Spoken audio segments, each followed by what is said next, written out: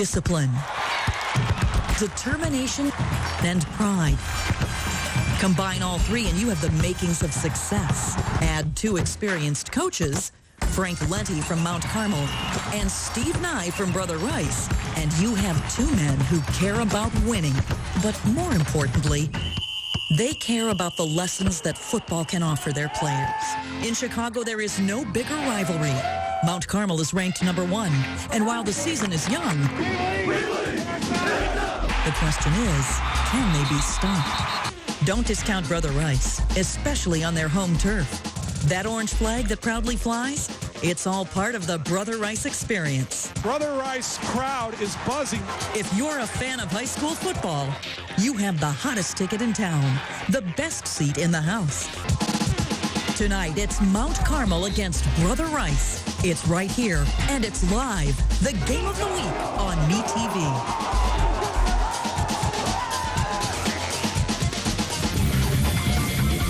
It's homecoming here at Brother Rice, and a sellout crowd of over 8,000 people have shown up to watch top-ranked Mount Carmel take on Brother Rice.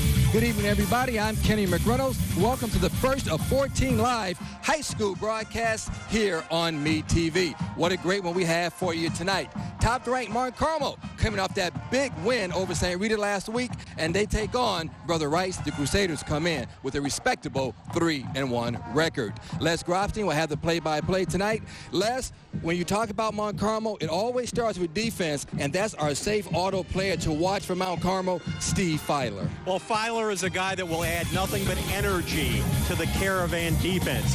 Nobody on Brother Rice wants to get hit hard by this guy because he'll blast you out of the stadium. He'll send you all the way to the Dan Ryan Expressway, Kenny. And a lot of people think Steve Filer may be the best high school player in the country. For Brother Rice, they will need big plays tonight against this big team of Mount Carmel, and their big play guy is our safe auto player to watch for Brother Rice, Jeremy Rhodes. Well, Jeremy Rhodes is an outstanding quarterback that teams do not like to challenge, a la Deion Sanders, but also he's a lot like Devin Hester. Don't kick the ball to this guy because he's going to bust it on you and he's going to take it to the house. Well, he's a big play player, and if they're going to win tonight, they will need big plays. Mount Carmel ranked number 1 against Brother Rice. 8,000 people, electricity's in the air, and we'll be right back on your home for high school sports in a minute, both in the city and the suburbs. Metv.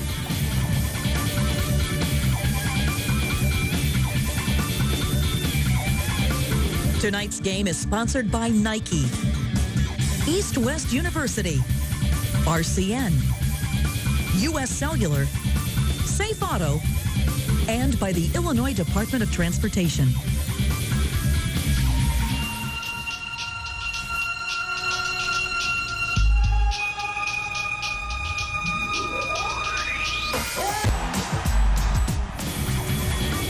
Steve Fino ready to kick things off for the visiting team here, which is Mount Carmel. They actually lost the toss. Let's go to Mark Kruger. All right, Les Grobstein. You know, if you look strictly at the numbers, both of these two teams defensively allowing just about 13, 14 points per game. Offensively, Brother Rice is averaging just over 21 points per game. Mount Carmel over 32 points per game. I talked to Steve Nye, the head coach for Brother Rice. I talked to him about defensively, how are you going to defend against this Mount Carmel team? He said, you know what, we're going to go with our strength, which is our secondary, and our speed up front. Les? Again, homestanding Brother Rice here, Kenny. They won the toss. They deferred. So many teams do that these days. Okay. This should be a good one, but I tell you what, the Mount Carmel, they're known for their defense, but offensively, they have averaged over 330 yards per game. And Mount Carmel is going to actually give up the football, and they kick it out of bounds. Ball was kicked out of bounds, and so it is going to belong to Brother Rice.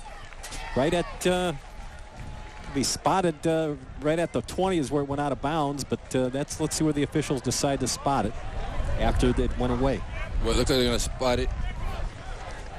Tom Gibson, the starting quarterback, of course, for the underdog, but homestanding Brother Rice Crusaders. Grant, Wisher in the backfield.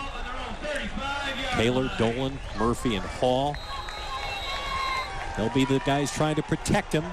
Gibson will rely on these guys. First play from scrimmage. They'll keep it on the ground, which you can expect them to do. There's 3 yards on that first play. Let's take a look at this very strong defense for Mount Carmel. There's Anthony Battle, Glenn Foster, the tackles. They'll be very important. And we talked to Kenny about Steve Filer. And, of course, also the outside linebacker, Kyler Kopech, is pretty good. And, of course, Keith Nunez had a great game last week against St. Rita. 2nd and 7 here for the Crusaders. Well, they're going to keep it on the ground. And you ran right into number 44. And, of course, that's Stephen Filer. Not much there going to the left side, Les. Antoine Hall getting the assignment there. And just going to pick up a couple, and they're going to face a 3rd and 5. Well, they've decided to keep the ball on the ground coming out to start it. But when you run against this team, you have to look for number 44. That's Stephen Filer. This young man last week had 11 solo tackles against St. Rita, as well as a 60-yard interception for a touchdown. Matt O'Neill comes wide to the right side. In fact, they're going to go with a slot right here. Possible passing play on 3rd and 5, and that's what Gibson's looking to do here. Scrabbling around. He'll uncork it and complete it. Looks like for a first down. Boy, what a great job by the offensive line. He's not getting a good spot, however. He might be a yard short here, Kenny. Well, he needs a good spot. Let's see where they spot it. I don't think he got it. You have to give credit to the offensive line. As you take a look at Steve Nye, a Brother Rice grad. He's been here 9 years at Brother Rice. And this is going to be short, 4th and less than a yard. And I tell you what, Les, you find me a nicer guy than Steve Nye. I would like to see a nicer person than Steve Nye. What a quality individual. 4th down, and they may go for it here. Need less than the yard. You think they'll snap it or just try to draw him offside? Well, I think he'll snap it. They're going to have a lot of faith in their offensive line. Gibson, he did draw him offside. They did draw him off. And that's going to give him a first down. That was the plan, perhaps, all the way. Take another look at it here. Here it is again. And he just long count, and there he goes. It was Battle. Offside, Battle. Brother Rice's offensive coordinator, Bill Green, and I'm sure that was his call.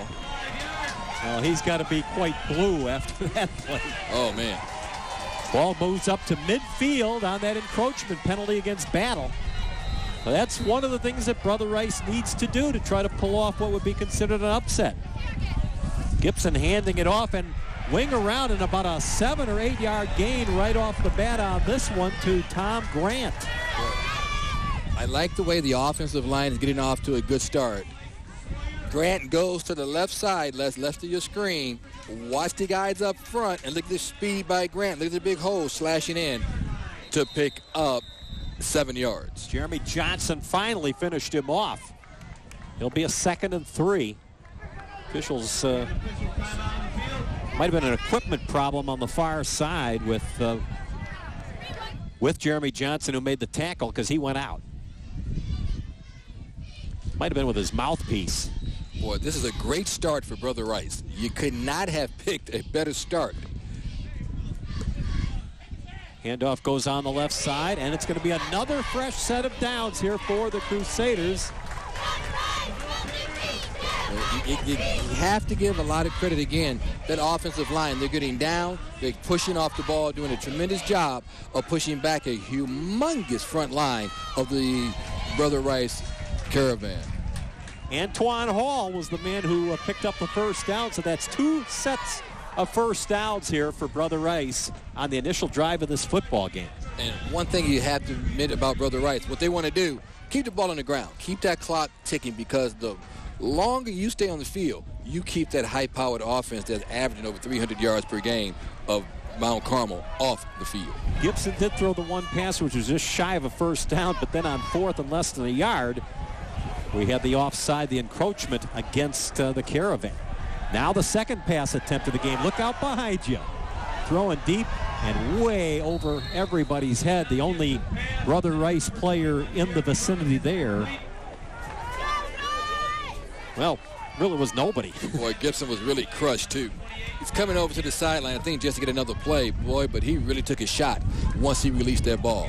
That was Kevin Kohler who was trying to run that down. He had no chance of catching that ball. Let's see if we can pick up where Gibson gets hit. He goes back, and see, coming from the blind side, now he'll get crushed from the front and the back, and that really, really has to hurt, as he is creamed twice. If Kohler doesn't change his name to Manute Bowl, he wasn't catching that football. Yeah. Well, Kyler Kopats from behind really got a good shot in. 2nd and 10. They'll keep it on the ground this time. And now the Caravan starting to assert themselves a little bit because Dan Murphy goes nowhere, trying to sweep the left side. Yeah, Jack Phelan in there doing a great job of pursuit for Mount Carmel. Might have gotten about a half a yard, no more. You know what? We want to give credit where credit was due. Looking at the wrong sheet, that's Lawrence Henning on defense. We want to give Henning the credit for the tackle. We don't want, to shortchange anybody. So it's a 3rd and long. The first really 3rd and long they've faced here, Kenny. Let's see how they handle this one. Boy, this is play number 8 for Brother Rice. I don't think you could ask for a better way to start a drive, though, or start a quarter. Run some clock, then we're going to have a timeout. Brother Rice takes a timeout. But, Les, I think this is a great way for Brother Rice to start this game. Well, they need to take some time off the clock, and they've already taken 6 minutes and 14, or I should say they've taken 4 minutes and 14 seconds off the clock. Yeah, boy, this is Frank Lente's 24th year at Mount Carmel. You talk about tradition, the Lente family. Yes, his sister, the athletic director at DePaul University, his brother, the outstanding softball coach at DePaul. Boy, but when you talk about football in the Chicago Catholic League, the first name that comes up without question is the Hall of Famer, Frank Lente. Well, and again, the Catholic League, the tradition of this league is just incredible. And the tradition of this game, as you can see, over 8,000 people have jammed this stadium tonight. Brother Rice now will have its 2nd 3rd down conversion attempt. Obviously, they're 0 for 1, but then they were 1 for 1 on 4th down attempts, helped out by a penalty. Right. So let's see what they do on 3rd and long. They have not faced this situation yet. They had a 3rd and about 5 and just came up short on that pass play. Almost, but not quite a full house backfield. Man in motion. Now a flag on the play. Gibson, he's got a man wide open. Put on the near side, and a great tackle on the near side for Mount Carmel to save a touchdown by Jeremy Johnson. But will they come back? They're going to bring it back, illegal shift. Yep. Great catch by Dan Murphy, but it's going to come back in legal shift. That was a heck of a job by Johnson. It was a great call, but let's see it again. See if we can see the illegal shift. Coming out of the backfield. Too many people moved at once. But you know what? You keep playing. You just keep playing wide open. Boy, what a tremendous catch. But you're going to bring it all the way back for Nutt as Dan Murphy with the catch, but you bring it back. Our crew here tonight is the referee Greg Sujak. Rich Ristow is the umpire, the head linesman, George Shinkin. The line judge is Rich Wasik, and Michael Ray is the back judge. Gentlemen, good luck tonight. May this contest be without controversy for you. Boy, I tell you, what a great shot that last replay by Frank Vance, our director, our producer director. That was a tremendous shot right into your living room. Slot right formation. Draw play. And it's going to go for very minimal yardage, about 3 or 4 yards. The Caravan was ready for it. They were going to give up the shy yardage and not very much more than that. And it will be a 4th down, and they're going to have to punt it. So we'll get a chance to see Mount Carmel on the offensive end. They didn't care about this, Les. What they want to do, they did not want to give up the big play. So he's going to go off the draw. They'll give him a few yards, but they're not going to let him pick up that 1st down. Dan Orseski is going to be punting. Dropping deep in the meantime for the Caravan will be Dan Cosi. And not so deep. They're just going to let the ball roll if he decides to kick it deep rather than pooch punt it. And he's just going to unload it and hope that it dies deep. Rolls inside the 5, and they're going to have a chance to kill it. And it is indeed down at the 2-yard line, and the Caravan is going to start out basically in jail. A great job that time for Brother Rice by Harrison Burt, and he downed it. Yeah, 37-yard punt. And it gets down to the 1-yard line. 37-yard punt. Tom Bonin, our outstanding statistician. Now let's take a look at who Mount Carmel will have out there. A very familiar group, of course, Jordan Lynch, who has Morgan and Husser with them. Of course, Husser will be snapping the ball. Brown and Williams, a very dangerous set backfield there with Bracken and Butler, two dangerous receivers. Great offensive line with Lang, Kogut, Ramos, and Houghton. But Williams scored 3 touchdowns last week. Just trying to push the ball out of there. Let's take a look at whom will be trying to stop this dangerous Mount Carmel offense. Schumacher. Wisher, of course. Linebackers Otto and Smith. Furlong and Martin will be on the outside. Holloway, Sullivan, and of course Jeremy Rhodes. After a very, very short pickup, it's 2nd down and 9 for Mount Carmel. Got the ball out to about their own 3. Field position definitely now favoring Brother Rice. Pitched out, and they're going to get not only out of jail, but a first down and then some. But he went out of bounds. Out the near side, but a great pitch toward the near side, and picking up the first down is Edwin Williams. Yeah, now watch Williams, though. They'll go in for the fake off the play action, and you kick it out to Williams. But see, he steps out of bounds, Les. And one thing that he did do, he steps out, and you bring it back because he was gone. That's a great call by the official who saw that he stepped out of bounds, and they blew the play dead immediately. Well, he got out across the 10, and so they're going to rule he is shy of the first down. It'll be 3rd and 2. Yeah, well, he stepped out of bounds, and the official did a great job of blowing the play dead immediately. He just stepped out. This is a critical defensive play here right now for Brother Rice. Like to force a punt from this deep. Kept on the near side and getting smeared at the line and maybe even a little bit behind it is Lynch. And so they are going to be forced to punt from deep in their own territory here, Kenny. Well, Pat Rosner with the great stop, and Brother Rice will get the ball back. A great defensive stance by Rosner and the Crusaders of Brother Rice. Boy, Williams, like you said, just missed busting that. Yeah, well, I'll tell you, Williams just steps out of bounds, he's gone. And we know he has breakaway speed. So the punt coming up here.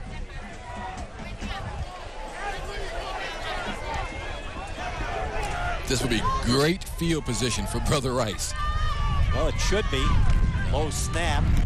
He's got away. Boy, that's a nice high end-over-end kick, and it's going to roll around. And just kind of watching it roll is going to be Rhodes, and he's not going to get an opportunity to return it. So they'll start out at the 48-yard line of Mount Carmel. Not bad. Not bad. Now, this is a great field position for Brother Rice. 38-yard punt on the play. All right, the keys to the game, Kenny. Well, for Mount Carmel, they want to limit turnovers, control the line of scrimmage, and, of course, you have to have consistency. For Brother Rice, what do they want to do? No turnovers, control the clock. They're doing that great and win the battle of special teams. That's our U.S. Cellular keys to the game. Gibson was being rushed by Lawrence Henning there and thus had to throw the ball into the ground. And Les, as you know, U.S. Cellular is wireless where you matter most. Yeah, they give you call me minutes, too. They do. Call me. I've heard that song by Blondie. All right, now. 2nd and 10 at the 48 after that good pass rush by Henning forced the incomplete pass. Now again, man in motion on the far side, from the near side to the far side, and Carl Klauser, I should say, on the near side, Tom Grant gets the ball. And Grant going to be stopped for just a 1-yard gain. They're looking at 3rd and 9. Yeah, you see Grant go in motion, then you just see right there, they just know where to go. Fighting off the block there, just doing another tremendous job with Lawrence Henning. Boy, that was just a tremendous job by Henning. Henning's been strong so far on this particular stand the last 2 plays. But what a great job of fighting off the block, standing his ground to get that tackle. Inside of 5 minutes for the first quarter, we are scoreless. Gibson sending Rhodes in motion, looking for Rhodes, hits him. That might have been a lateral pass. He's inside the 40, forced out of bounds around the 38, and he may have a first down. He does. Well, here's their big play guy. and that's what you want from him is the big play. He is a big play guy. That's the first down. You see, he comes into motion, and then you go right to him, and it does look like it's a lateral pass, Les, but I tell you what, when they need a big play, that's the man they go to. He's their big play guy. Swing it out and just go down. First down for Brother Rice. Here it is again, coming right into your living room. Jeremy Rhodes, the big play guy for Brother Rice. Hey, either they think they're the Atlanta Braves or Florida State, the band over here to our left from Brother Rice. Playing the tomahawk chop. Now a timeout is going to be called by Mount Carmel. Frank Lenti wants to talk things over. A lot of momentum here right now for Brother Rice, Kenny. Well, Frank saw something he didn't like on the defensive end, and he took a timeout. As we take a look at the huge crowd here. But that's one thing that Coach Lenti will not be afraid to do. And I think more coaches should do that. You have the timeouts. You can't keep them. So you might as well use them, especially if you don't see something, you don't like. No, you can't take them with you, as they say. And last week, Mount Carmel fell down at the quarter to St. Rita, and then, of course, they finally got things going and they exploded. So they were a little slow getting started last week, too. Yeah, but, this is an explosive offense. And speaking of explosive, the cheerleaders are throwing Metv T-shirts into the sellout crowd. Throw one up here. See how good the arm will be. I think you already got one. One or two. A few. Did you see some of the buttons they were giving out, too? Hey, let's go down to Mark Kruger. Mark? Hey, guys, Les, a couple minutes ago you mentioned the toughness of the Chicago Catholic Conference. How about this little nugget? Catholic blue teams against teams outside their league, 12-1 through the first 3 weeks. The only loss was Providence back in week 1 to Lincoln Way East. Pretty impressive, Les. Very much so, Mark. 1st and 10 for Brother Rice. Gibson scrambling around, and he's sacked. Oh, he was sacked. Already down. Henning. Did you see what happened? Henning went down, got up, and then finished the sack. Boy, how many times have we said Henning's name tonight? What a tremendous play by Henning. Look the way he explodes off the ball. Nobody blocks him. He goes down. Actually, he was blocked into him. He was blocked right into the quarterback. Here it is again. Watch the left of your screen. Henning gets blocked and says, you know what? Okay, you're going to block me into him? I'll just take him down. It's a loss of 9. It'll be 2nd and 19 back at the 45-yard line of Mount Carmel. Yeah, Jack Rudy actually knocked Henning into his own quarterback. Unwittingly, of course. Inside of 4 minutes for the opening quarter, which is scoreless here at sold-out Brother Rice Stadium. Gibson back. Here comes the pressure, and he is smeared. Among those in on him, Anthony Battle. And he had lots of help. That was a posse going in there. Well, Henning, Kopath, and Battle. As you can see, Kyler Kopath right there. Look at Kopath. Blocks off the block. Kopath and Henning wrap him up, and Anthony Battle brings him down. Here it is again. Boy, do they come flying to the ball. They have great speed.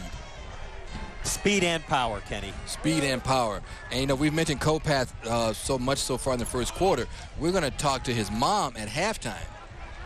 Boy, minus 16 yards on 2 sacks for Brother Rice. Ball's back in Brother Rice territory at their own 49-yard line, and we're looking at a 3rd and 25.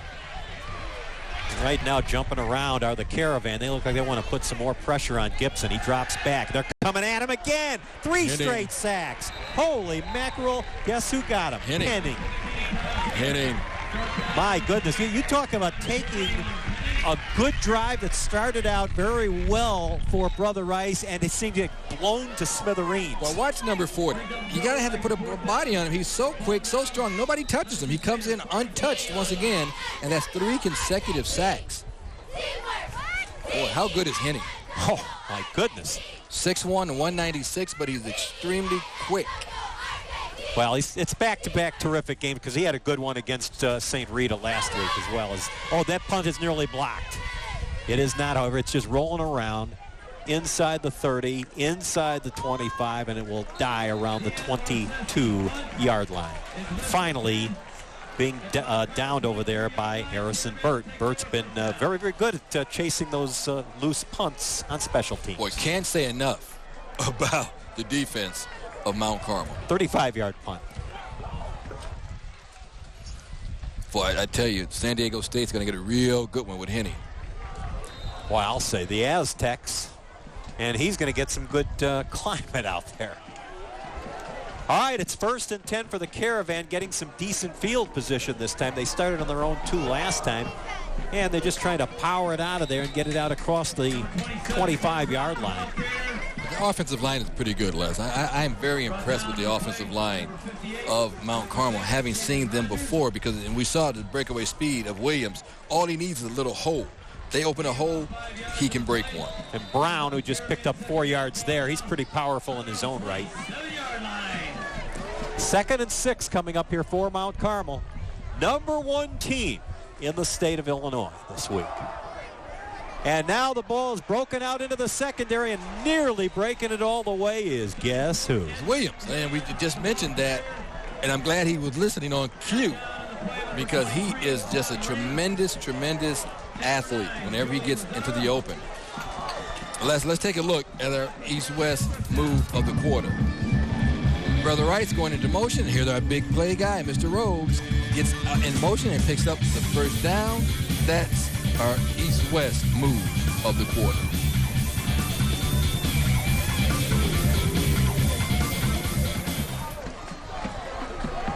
It will be a 1st and 10 for the Caravan at their own 49. By far best field position they've had so far in this scoreless game. And now look at this on the quarterback keeper by Lynch. He is going inside the 20 to the 15. What a great job by Lynch putting the ball back out on the option. Did he do a great job or what? That is just a tremendous job by Lynch. Watch the way he'll put the ball into the running back's belly. Then he'll put it in to Williams. Then Williams right there with the nice block to open him up. He does a tremendous job of pulling it back and getting that block from Williams to pick up the first down. A great block there by Williams, who gives the ball back, make sure he doesn't take it, and we have the first down by Lynch. Lynch in 35 yards. In all their games this year, Lynch has shown that ability and the propensity to be able to do just that. And he's pretty fast. I don't know what propensity means, but he's pretty good. Oh, you do so. Boy, it almost looked like they jumped. Instead, it's going to be a touchdown for Williams.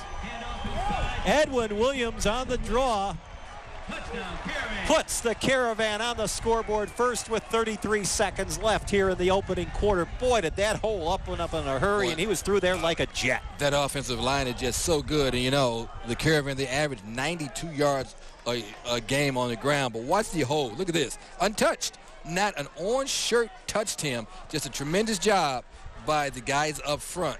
Ramos, Houghton, Battle, they do such a tremendous job of opening the holes. Al Nichols will try to convert.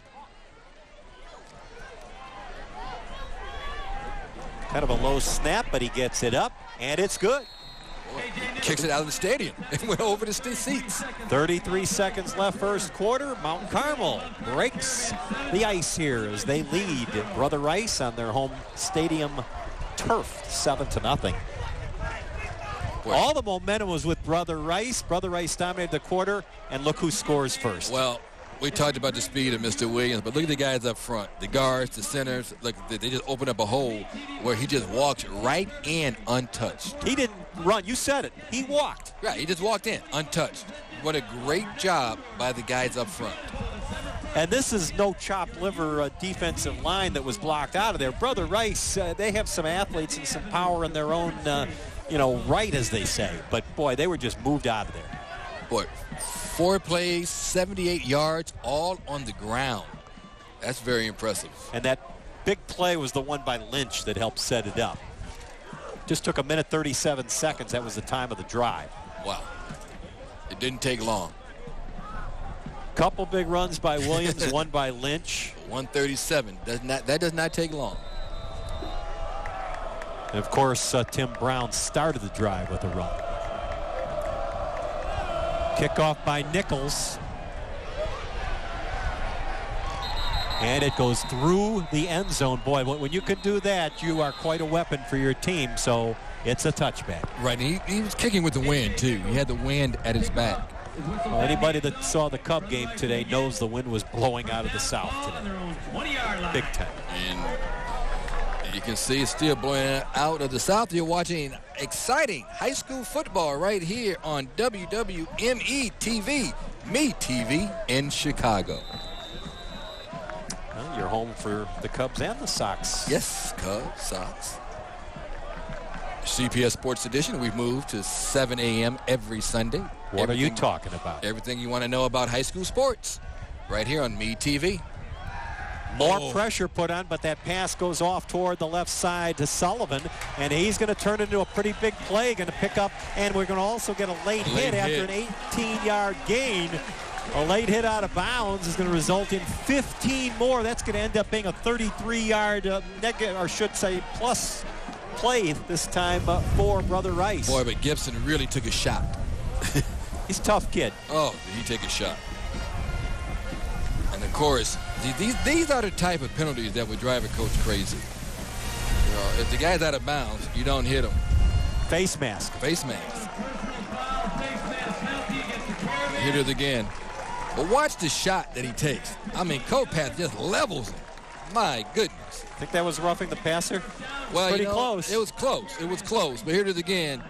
Well, nah, it was close, but I think it's clean. But now let's see if we can pick up the face mask, right? Oh, yeah. Right there. That was Filer. Steve Filer grabbed him by the face mask. Ball moved to the 46-yard line of Mount Carmel as Brother Rice tries to answer the touchdown by Williams. And one thing you don't want to do is just mistakes and penalties. Trying to just keep it on the ground here. And a quick 3 yards and trying to do a little blocking up front that time for Brother Rice was Jack Rudy. Boy, I just took a look. Look at all the people here. In each end zone, there are people standing and sitting. Wow, this is what high school football is all about. They were anticipating 8,000. I think we probably have more. First quarter has completed itself here at Brother Rice Stadium. And the final score of 1 quarter of play, not the final score of the game, trust me there. It's Mount Carmel 7, Brother Rice nothing. We'll be back with more here on your home for high school sports, both in the city and the suburbs, live on BTV.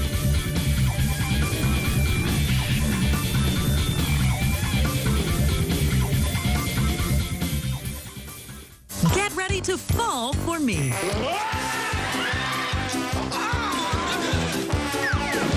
Fall for the action. Now back away from there. We serve and protect. Then you'd better get some protection. Fall in love. Fall for the classics. Fall for me. Oh, is this for me? Pretty sweet, ain't it? Metv.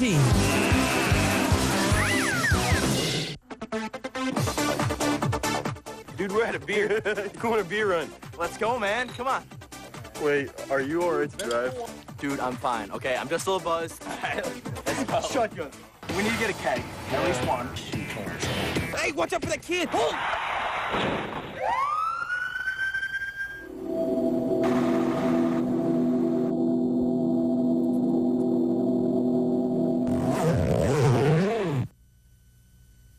You know, a lot of wireless companies say they have a great network. But where? Everywhere? Call you tonight. We have different lives. We go different places. Isn't your everywhere different from the next person? That's why at US Cellular, we give you 30 days to try our network, because we want you to make sure it works everywhere. And that special somewhere, you use it most. Guess who caught dinner? US Cellular is wireless where you matter most. US Cellular connects with you.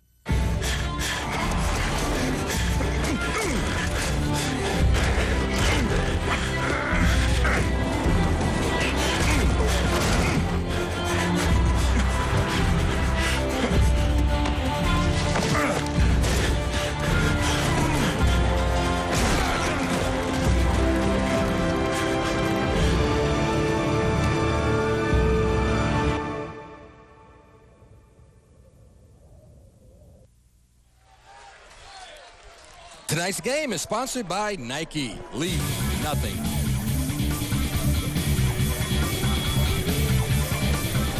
Moon over the south side. Let's look at the first quarter. 15 plays for Brother Rice, only 7 for Mount Carmel. Time of possession, Brother Rice 8 minutes and 8 seconds. The Caravan 3 minutes and 52 seconds. But Mount Carmel with the 7-0 lead. 4 of those Mount Carmel plays, though, led to the game's only score. Here's Gibson Rolling right under a little bit of pressure, being chased, throws it away. Well, he did a good job of getting rid of it because Mr. Henning was right behind him. Henning was behind him, as was Anthony Battle. He did well to stay away from both of those guys. So they're looking at a 3rd and 7 here. The Crusaders trying to just keep this drive going. Again, they've made some good plays here against the Caravan, but they have not been able to sustain it. And when Mount Carmel's had to lay the hammer down on them, they've done it. Yeah, Mount Carmel's done a great job on the defensive end. I'll tell you what, they just fly towards the ball. I mean, these guys are quick. Don't forget, coming up at halftime, we'll have an interview with Kim Kopath, Kyler Kopath's mother. Gibson almost stumbled. He's throwing if he deep. Catches it, it's 6. And it's just out of the reach of Matt O'Neill. He had him. Oh, if he catches it, it's 6. Oh, my goodness. Les, you can't ask for anything better than this one. O'Neill stretches out just a little bit between the arms. Oh, my goodness, he was open. I thought if he could get a quicker step, one more step, right off the hands, he had the defender beaten. He almost had 6. Gibson really throws a beautiful ball, too. He really does. George Fierro, the defensive back. High snap, and that kick is annihilated. And it's going to be falling out at about the 43-yard line for Mount Carmel by Kopak.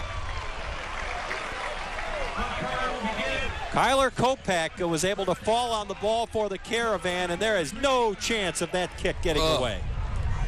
I tell you, these guys are quick as Kopak falls on it. How quick are these guys? Let's talk about great athletes. Well, Tom just wrote 2 words on his notepad referring to the guys trying to protect for Brother Rice. He wrote too slow. Yeah. Mount Carmel, these guys are tremendous athletes. Lynch gives it off, and here they come again with Williams trying to go off toward the right side. Or that was Tim Brown. Yes, fall for me. Metv, that is. Metv is the exclusive home for the Dick Van Dyke Show. Every weeknight at 7 and 10:30 p.m. Metv, Chicago's home for classic television. I think we're going to get timeout called here for a possible measurement. Question is, did Brown get 10 for a first down? There's a discussion here on the near side at the Brother Rice bench. Nope, it's got nothing to do with the chain gang or the down marker or anything like that. I think they want the crowd? Some of the players to back up. Oh, the get back guy. Gotta get the get back guy in there. Get back.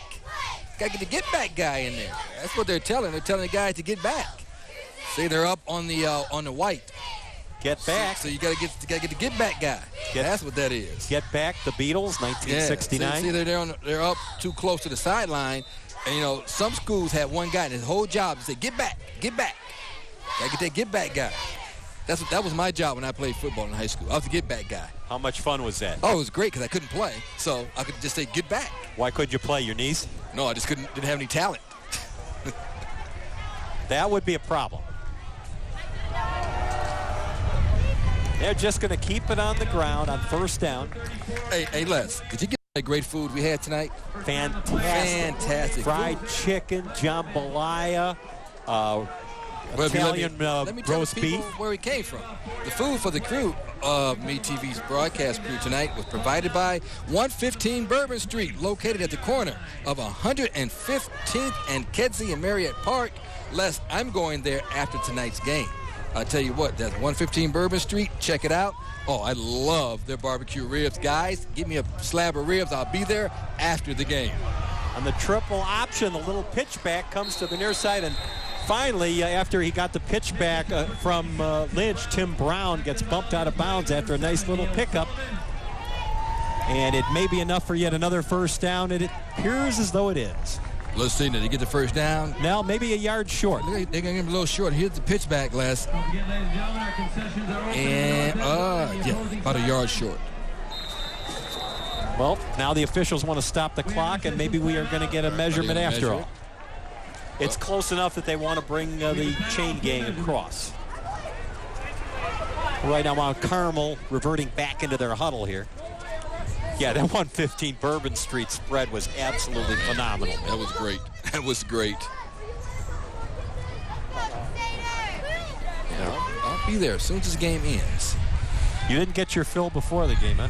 You never have enough free food. Oh, you think? Now, let's see the measurement. He did get the first down. Did you get it? See, I called it a first down, and for once I had it. Right. Made about half the length of the ball.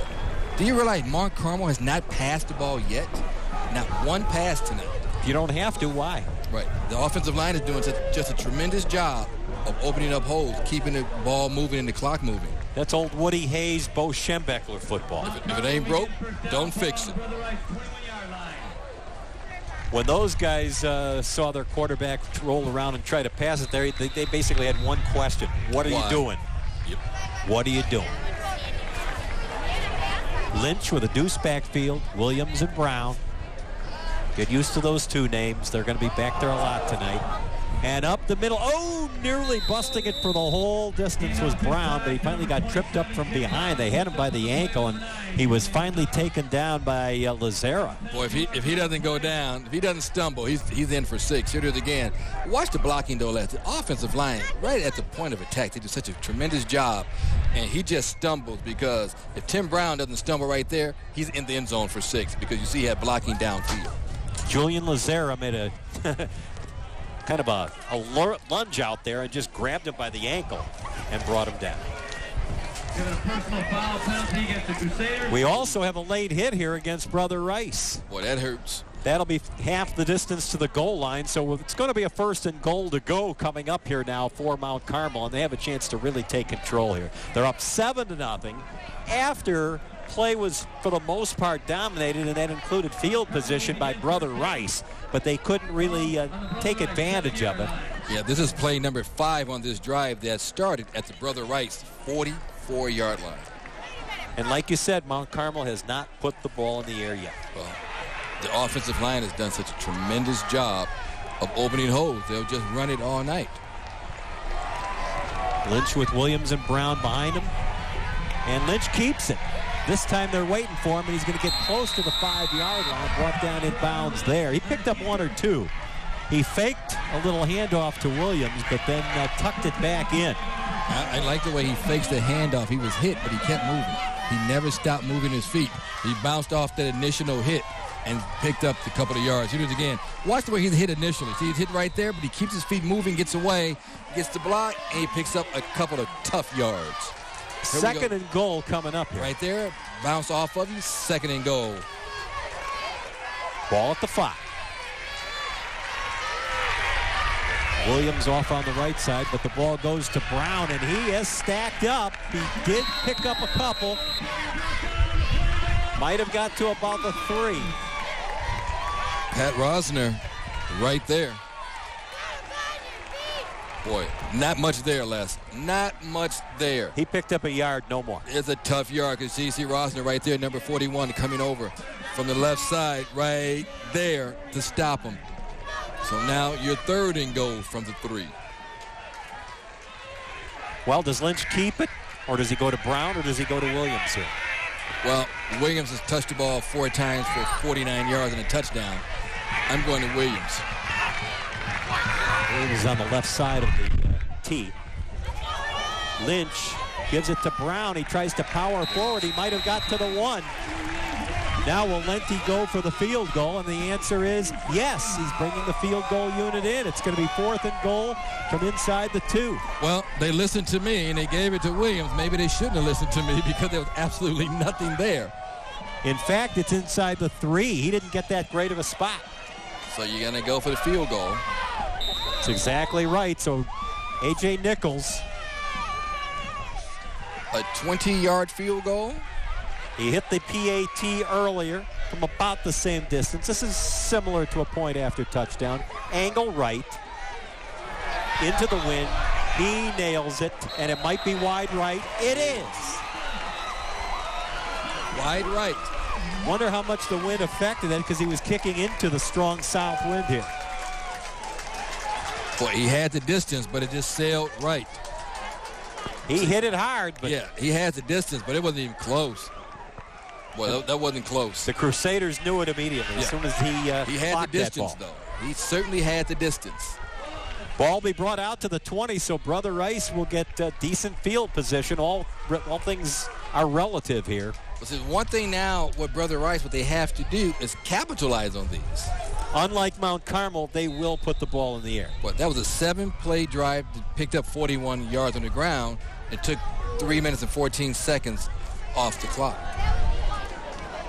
And as they attempt to try to start the ball on the ground, not a heck of a lot is happening here as Antoine Hall, tried to roll right side, changed his mind, came backwards, and he's going to pick up a very, very short yardage, maybe a couple. Well, you talk about short. Antoine Hall is only 5'7", less. You know, those big defensive linemen, they don't like those little running backs because by the time you reach down for them, a lot of times they're past you. I think the words are low center of gravity. And they're just a pain in the butt to try to tackle when you're big and tall. Right, because you have to go down and try to catch those guys. Gibson back, rolling right, wants to pass to the far side, does, and again for about 4. Toward the far side, and it goes to Hall again. Yeah, and it's guarded and brought down by Steve Filer. Here it is again off the play action, rolls over to the right side. Well, see, watch Filer, number 44. He reached the play. He'll give him a couple, but he's not going to let him get open for the big play. And you can see Filer in your screen was waiting for that play. All right, they have missed their last 3 third down conversions. They are 1 of 5 in third down attempts. Right now it's 3rd and 5 for the Crusaders. Gibson straight back, rolling around and say good night. Well, Kyler Kopeth is our Nike halftime student athlete of the week. He's put on quite a show. He's put on quite a show. Henning was also involved there. Well, we've said Henning's name an awful lot tonight. So 3 and out. Good job done there again by the Caravan defense, forcing a punt. That's the 4th sack tonight by the Caravan. Boy, it seems like about 14, doesn't it? Well, like we said in the open, when you talk about Mount Carmel, traditionally, you talk about defense. Ooh, there's a line drive. The wind has it, but it is nonetheless going to be fielded by Brent Butler. Ooh. He is going to get back up across the 45 to about the 48, and he is brought down there. Boy, he was brought down hard. 42-yard punt there, and Butler with about a 10-yard return. Boy, not much. Boy, well, look at that hit. That's how you do it, right in the numbers. Exactly the right way to do it. You hit him right there in the numbers. When you consider how low that kick was, but how well it carried, you got to give a lot of credit to Brother Rice's coverage team for getting down there, because a lot of times that's a way to outkick your coverage. Mm-hmm. But they got down there pretty well. And that said, Butler did a pretty good job. He did pretty well just to get 10 yards back on them. Lynch with Brown and Williams, and boy, that was pretty close to being a false start, but it was one of the running backs, so they stopped and got back on side. There's the first pass, and it is incomplete on the far side. And you can hear the Brother Rice fans hollering offsides. Justin Bracken was the intended receiver. He couldn't catch up with Lynch's first pass. But when the running back kind of starts and stops, I guess he was able to move in motion. It was legal motion, but he's the only one moving. Right. Most people think that's an illegal motion. It's not. If it had been more than one running back doing that, it would have been flagged. 2nd and 10 Caravan. Slot left. And a receiver to the right now. Right up the middle as the ball goes. He doesn't want to go down. To Edwin Williams. And, well, he's hard to bring down. Boy, he does not like to come down. Justin Smith brings him down. Williams looked like he was initially going to be stopped for about a 2 or 3 yard gain, and he got 3 more yards. What an athlete this guy is, Williams. Look how strong he is. You wrap him up. Justin brings him down, but he just does not go down easily. No, he's going, Look at that. They gave him a very favorable spot down to the 44-yard line of Brother Rice. So you're looking at a 3rd and 4 situation here. 5:45 left in a defensive first half here at Brother Rice. 7-0 Mount Carmel leading. Lynch Keep it on the ground. Williams trying to get enough for that first down, and he's got it easily. You know what he does? He did this last week when I saw him play. He does a tremendous job of spinning and moving backwards. He does a tremendous job. He'll spin around once he's hit, but he'll keep moving backwards. I think that's a tremendous job. Another thing I noticed that he's good at is the stiff arm. Yeah, he's very good at the stiff arm. But when you're big and strong as he is, you can do a stiff arm. 1st and 10 for the Caravan at the Brother Rice 41-yard line. 7-0, Mount Carmel leads it.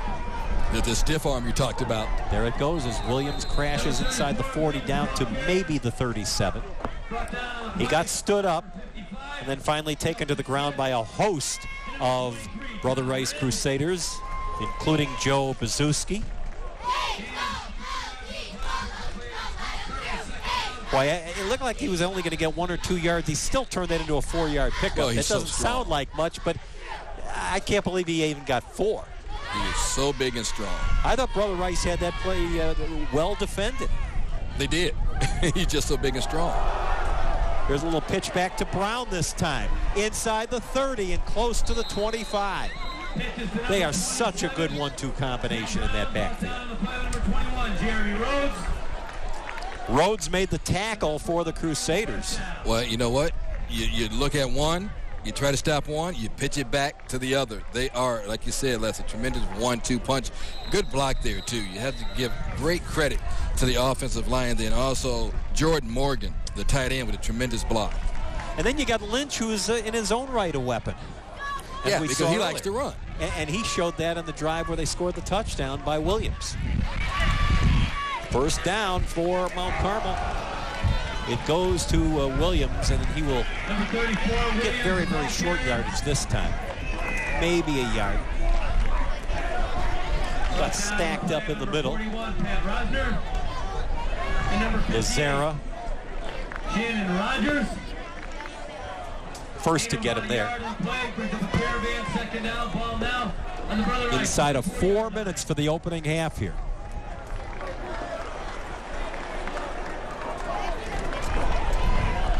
"15 rushes now for 106 yards for Mount Carmel. Here's Lynch keeping it, and this time they've got him bushwhacked in the backfield. Steve Wesselhoff, number 1, got him. Take another look at that. This time they not only had the thing well defended, Lynch faked it off to Williams, and he just got nailed by Wesselhoff. Down he goes. Wesselhoff had a little bit of help, but there you see number 1. He's the guy who really blew that play up. So after that loss, it's a very important defensive stand here coming up for Brother Rice. It's 3rd and 11 for the Caravan of Mount Carmel. Inside of 3 minutes and ticking, as you can see. Lynch has just Williams, an ace backfield. They've got 4 receivers, including 3 wide to the left. Here's a pass off the left side and slaughtered in the backfield. There is Brown, a great defensive hit by Jeremy Rhodes. Who else? Rhodes prevented a would-be big play. Lynch hits Brown, and Rhodes says, down you go. So it'll be 4th down. Let's see if they try a pooch punt or just go ahead and go for it. 2:19 and ticking.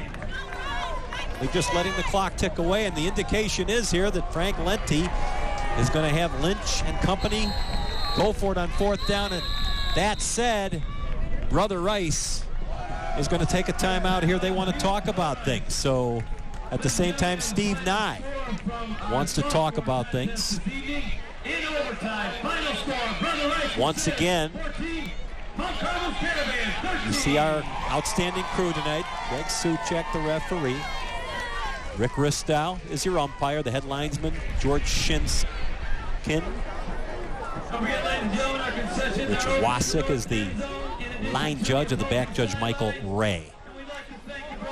Done a great job. We know they're going to do that the rest of the night as well. You don't get assigned a top-notch game like this unless you're an outstanding crew, and they are. So this is going to be the Second time they're going to be going for it, Mount Carmel, that is, on 4th down. On 4th down, they went for it earlier and didn't make it. They're going to try it one more time. And, of course, there was also a 4th down play where Brother Rice went for it. They don't want to try the field goal here into the wind. They tried a shorter one earlier, and Nichols was wide right. 3 wide receivers. Lynch. Pass is tipped in the air, and it's incomplete. And so the ball will go over to Brother Rice with 2:05 left, and the Crusaders will get one more shot here in this first half. A little bit of pressure as you see the excited home crowd here seeing their Crusaders hang right in this contest with the top-ranked Caravan of Mount Carmel. Now watch the pressure inside. That pass is just tipped in the air. It could have been picked off. So many of those deflected passes go in the air and get intercepted, but it harmlessly hit the ground. So now Gibson has his team lined up. Deuce backfield. And they'll try to get things going, and here's an 8-yard runoff on the far side. There you see getting things going on that first down play, Antoine Hall. So it'll be a second and a very, very long one. Hall has shown the ability to break loose for 5, 6, 7 yards a crack on occasion here against Mount Carmel. Problem is the Caravan has been able to shut drives down. Now here comes Hall again. He picks up the first down and around the 40-yard line, and that'll stop the clock with 1:29 to go. We'll move the downs up in a hurry.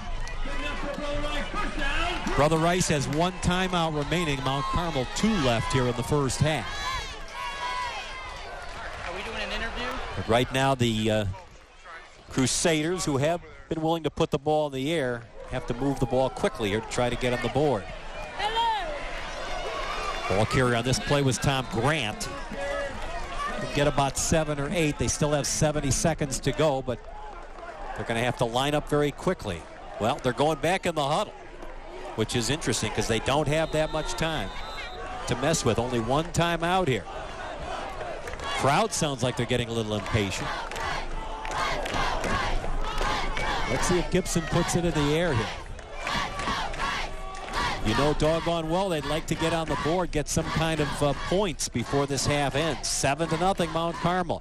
They keep it on the ground. It's a double reverse, a flea flicker. Now Gibson passes it out on the flat. The ball ends up with Rhodes, and he's knocked out of bounds at the 32-yard line. A double reverse flea flicker, and the pass ended up with Rhodes, and that stops the clock with 33.2. Razzle dazzle. No flags on the play. They're going to spot it back at the 34, but that's still good field position here. There you see it. Rhodes forced out of bounds just inside the 34, a 21-yard gain on that razzle-dazzle play. So here we go. 1st and 10, Brother Rice. They still have a timeout if they need it.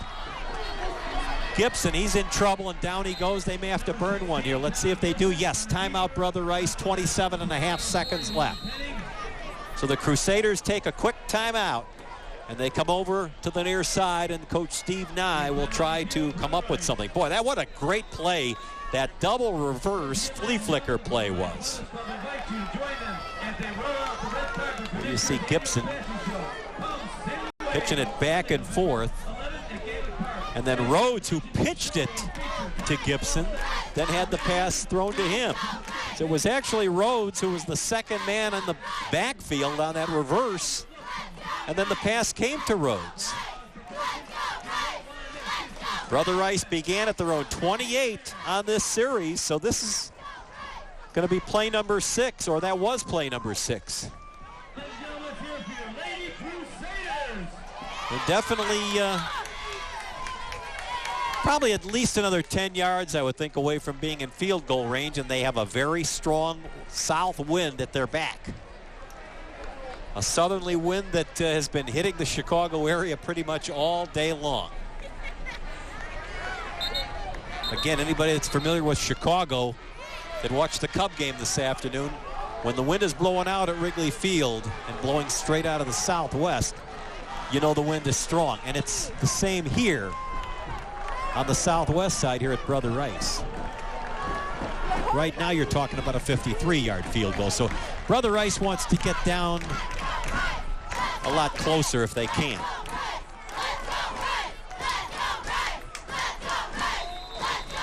Again, very interesting formation set up. Gibson, oh, he's in trouble. Scrambles out of it. Comes to left, gets a block, throws, completes it. And forced out of bounds on the near side is going to be Dan Murphy. Boy, oh boy, Gibson did a great job of avoiding two possible rushers who were very close to sacking him. Ball's at the 26-yard line. He'll scramble around on the near side. Threw it on his opposite foot before he got it to Murphy. 20.4 seconds left. No timeouts remaining here for the Crusaders. Gibson. Uh-oh, now he's down. And they have no timeouts left. 15 seconds left. They're going to have to hurry and spike the ball or throw it away. 10 seconds left. They're well out of field goal range. 7. You see the clock ticking. They'll be lucky to get the snap off. They do, and he spikes it with 1.8 seconds left, better known as Scottie Pippen daylight savings time. Ball is at the 39-yard line of Mount Carmel.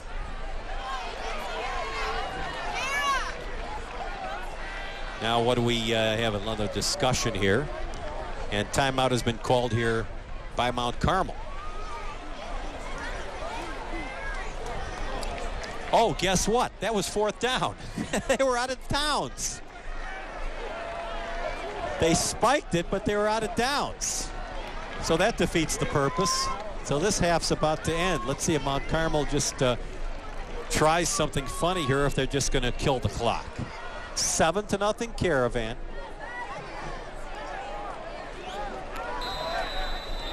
All right, Lynch. Got a safety running back way back there. He's going to take the knee, and that's going to do it.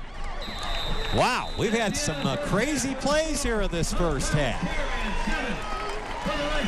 And it's been a lot more competitive than many people thought it might have been. Brother Rice has hung right in there on their home field.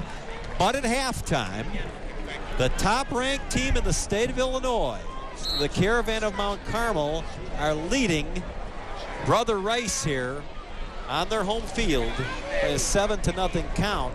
And of course, when we move into the second half, it'll be very interesting to see what both teams have to go. But we saw a double reverse and a flea flicker, which the Crusaders pulled off, and Gibson completed the pass to Rhodes. But the clock was their biggest enemy on that situation. And then ultimately, on 4th down, they forgot that it was 4th down, and Gibson then spiked the ball. And he spiked it with 1.8 seconds left. With that, let's go down to the field and our Mark Kruger. All right, Les Grobstein, thank you very much. Here with Coach Lenti. And Coach, boy, you knew this was going to be a battle, didn't you? It definitely is. Brother Rice is playing a great game. Defensively, we're doing a pretty good job. We've got to clean up our execution on offense, though. We've gotten some great opportunities. We haven't taken advantage of them, and we don't want those to come back and haunt us. So hopefully we can straighten out the execution and the effort a little bit in the second half. Lawrence Henning, boy, he was all over the place defensively. Well, you know what? He's a force to be reckoned with when he comes to play, and he's playing a new position. I think he's finally starting to get it.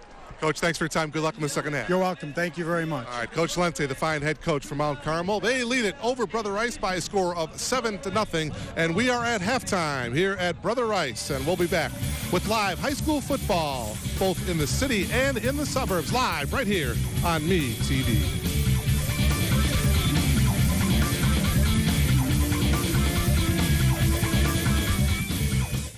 Hello, ladies and gentlemen. We're back now. Falling for classic TV? If you'd like to join us, we'll show you the way. Come join us, come join us. Make the party join us. Fall for Rob Petrie in the game. Come join us, just take a part and join us. Fall for me. Hi there, remember me? The Dick Van Dyke Show, tonight at 10:30 on Metv. Meet America's favorite father. Come here. Come here. Cliff Huxtable. Here. The Cosby Show. Tonight at 10 on Metv. If you've ever lost your phone, you know that the worst part is losing what's inside of it. It's your whole world of names and numbers. Friends, family, work. Lose your phone and you're lost. At US Cellular, we understand. That's why we offer our contact backup feature. So you'll never lose your names or numbers, even if you lose your phone. We'll get your world back in your hands in no time. US Cellular is wireless where you matter most. US Cellular connects with you. Where can you have a great meal, watch your favorite teams on big screens, listen to live music, dance, and more? Here at 115 Bourbon Street. Enjoy 40,000 square feet of fun. 115 Bourbon Street on the corner of 115th and Kedzie, where the Windy City meets the Big Easy. I grew up in Bosnia. For much of my life, all I knew was war. 4 years ago, my family moved to Chicago, and I wanted to go to college. When I found East West University, I felt so welcome. I love the diversity, the special attention, the feeling of family. East West is the best college I could have picked. I'm even planning on going to graduate school. My name is Amra, and I'm getting my degree from East West University. Tonight's game is sponsored by East West University. Affordable tuition, personal attention in Chicago, South Loop. Welcome back to Brother Rice High School, where Mount Carmel has a 7-0 lead. I'm Kenny McReynolds. Joined now, our halftime guest is Kim Kopath, the mother of Kyler Kopath, who has been playing Kim absolutely unbelievable tonight. Team, thank you very much, Kenny. They're a great team to watch. Really nice. Now, I think your son knew you were going to be our halftime guest tonight. Is that why he's putting on quite a show on the defensive end? I think so. All the team. I think they really are good, and including him, sure. Now, you have two other sons that are outstanding athletes. Let's talk about the one that played quarterback here last year. Okay, well, that's Carter. He's down at Northern Michigan University, and he'll be starting quarterback hopefully sometime soon. Now, and you also have a son that plays baseball. Yes, I have a baseball player who's Kip Kopak, and he's with the Cubs organization, minor league. Now, what minor league system? He is with the Boise Hawks, so he's with the Cubs system. Okay. Now, what influence have they had on their younger brother as far as showing him and telling him what should he do to be a big-time athlete? Well, I think they have a great work ethic, all of them. I think they inherit that from their dad. I'll give him credit, and it just kind of comes down the line. They're really good workers, all of them, and they're very competitive and fight each other hard, so that's been their influence. Okay, final question. Who's going to win the game tonight? Oh, I got to say Mount Carmel. I hope it's a good night tonight for all the boys. All right, well, Kim, thank you so much for being with us. Thank you so much. You know what? We've met the mom. Now, let's meet her son, our Nike Student Athlete of the Week, Kyler Kopath. Since 1924, Mount Carmel High School is focused on developing young men with a solid foundation, spiritually, intellectually, morally, and physically. If anybody exemplifies this standard, it's Mount Carmel outside linebacker Kyler Kopak. My parents, they're just such hard workers. They've worked their whole life just to give us a great opportunity. And every time I go out on the field, I keep them in the back of my mind because I wouldn't be anywhere without them right now. Being a team captain for the Mount Carmel Caravan, Kyler truly understands that he is a part of one of the greatest football legacies in state history. This is where they keep all the trophies. It's kind of a special place because you realize what the people have done before you. Living up to such a legacy comes naturally to Kyler, and those who are around him will be the first to tell you that this young man is golden. Well, his parents probably have a little something to do with it, but he's a joy. He's always polite. No matter what you ask him to do, he's right there to do it for you. He never gives you any attitude. He's just a lovely young man. When you talk, we talk a lot about men of Carmel around here, and he's a perfect example. We always say anybody can talk the talk, but you have to walk the walk, and Kyler Kopak does that. He's one of those kids that I hope someone is going to take a look at the college level and give this kid some serious consideration. Kyler's heart and mind are fueled by a love of life and learning. On the field, his athletic talent is fueled by a desire to win, team spirit, and a little something extra. I'm going to say baby back ribs with barbecue sauce. When my mom makes them, it's pretty good. Young men like Kyler at the heart and soul of a family that is Mount Carmel. That is why Kyler Kopak is this week's Nike Student Athlete of the Week.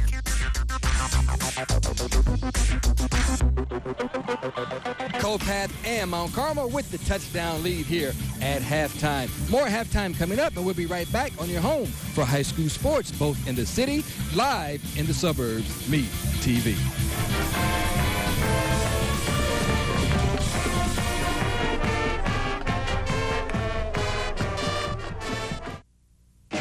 Sundays, start kidding around with me. Classic kids keep on kidding all day long. Ricky, Tootie, Kathy and Patty. Me too. A menace, a beaver, a witch, and much more. Something real good. Can I go watch television? Kidding around with me. Or do you want to shout at me some more? Sundays starting at 11 on Metv. Night or day, Metv is the one for classic TV. You know the night time is the right time. Sing a song, Marty. Take the big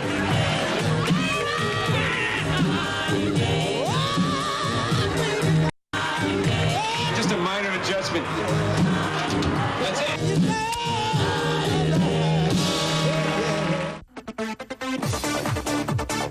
Dude, we're at a beer. Going a beer run. Let's go, man. Come on. Wait, are you all right to drive? Dude, I'm fine. Okay, I'm just a little buzzed. Let's go. Shotgun. We need to get a keg. At least one. Hey, watch out for that kid.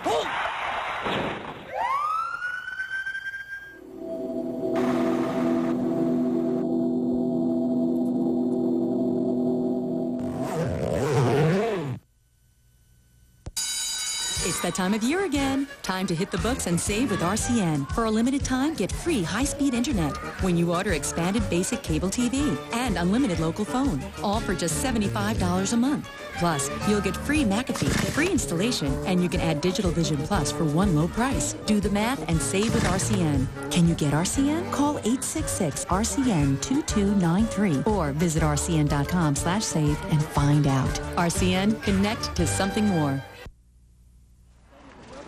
Tonight's game is sponsored by RCN. Connect to something more.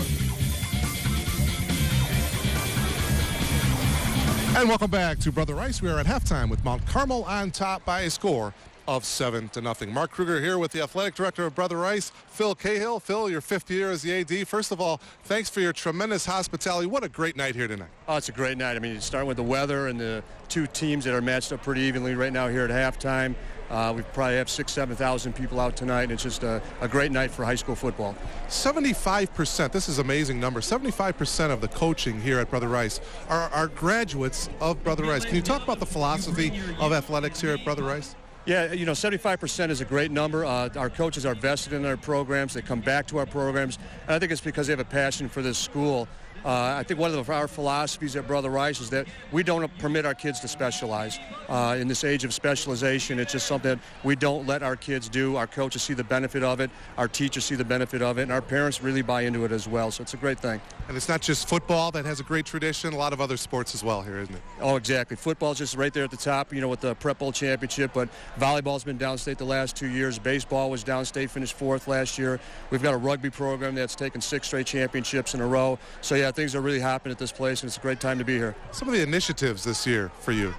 Some of the initiatives that we're looking at doing, we're trying to possibly redo our wrestling room, and trying to get that going a little bit. And we're always looking to do new things around here, so it's been a great time. Speaking of wrestling, I understand you honored your wrestling coach here tonight. Tell us a little bit about that. Yeah, Coach Wick just got inducted into the National Wrestling Hall of Fame, and it's my understanding that there's very few high school coaches that are inducted into their National Hall of Fames. And so he's a great treasure, and we're glad he's with us. Appreciate your time. Thanks so much here. Thank you, Mark. It's great to have you guys here. All right. Thank you very much. Phil Cahill, the outstanding athletic director here at Brother Rice. More halftime to come here on your home for high school sports, both in the city and in the suburbs, live here on Metv.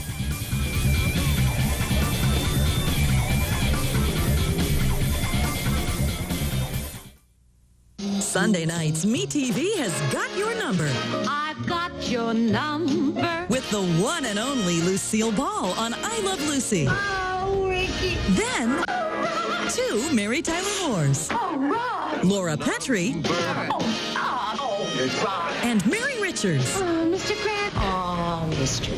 Grant. Plus 99 on Get Smart. Oh, Max. Sunday starting at 9 on Metv. Oh, Rob. This house is my castle. I'm the king. If Ralph Cramden is king, then Roseanne is queen of Metv. Okay, Becky, Darlene, Seth, let's go. But there are other queens. Like Claire Huxtable. Plus... And Wheezy. Louise Jefferson. We moved on up to get away from people like you. But now all three queens are together on The Jeffersons, Roseanne, and Cosby. Weekdays at 4 on MeTV. Nobody in my family ever finished high school before me. Now, I'm the first person to go to college. I came to East West University because it's a small private school that gives you a lot of personal attention, and it costs less than other schools. Now my goal is to finish my college education and then become a high school counselor. My name is Carrie, and I'm getting my degree from East West University.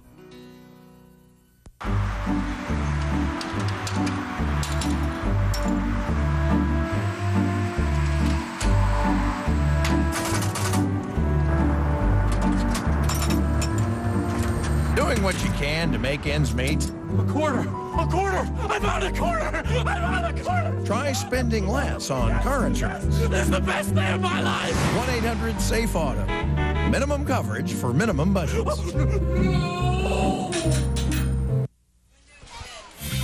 Tonight's game is sponsored by Safe Auto. We keep you legal for less. Hey, let's go down to Mark Kruger. All right, Kenny McReynolds, thank you very much. Here with Coach Nye at Brother Rice. Coach, pretty good first half. What'd you tell your club at halftime? Defensive battle, and hopefully we can just get some turnovers. That's the thing they were preaching at halftime.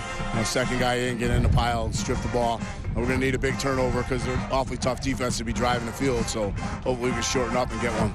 Offensively, boy, how are you gonna attack this defense? Awful quick. They're awfully quick. So some of the things that we did work well in the first half, we'll go back to those. And we still have a few more things that we could try. All right, thank you, Coach. We appreciate it. Good luck in the second half. Thank you. All right, let's go back upstairs to Les Grabstein. Thanks, Mark. Kenny, does it get more exciting than what we saw as far as that double reverse? Of course, Gibson almost goes down, then, of course, eventually he does there. And then we see the touchdown here on the right side by Williams, or a long run. That's a long run there, Les. I tell you, these guys, Mark Carmel, do such a great job. There's our running back. Williams goes in for the touchdown. Of course, Jordan Lynch also showed he could run. But the big play guy, you want to have a big play, this is what you got to get if you want to win this game. Jeremy Rhodes there. Here's one off the play action. It's wide open, but you know what? That came back because of a penalty. Here's your reverse. Look at this last flea flicker. Boy, I tell you, here is Rhodes, goes out of bounds. Here's our East West University stats, of course. Look at the rushing yardage. Mount Carmel, not that big of an edge, 137 to 106 total, but rushing yards 130 to 36, passing yards 70 to -3 for Brother Rice. First downs are almost dead even. Penalties pretty close. No turnovers.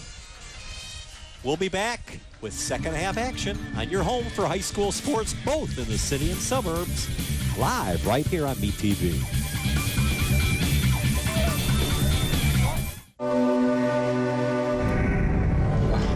Oh, it's extremely heavy. I'm coming on this step or I'll shoot. I'm warning you.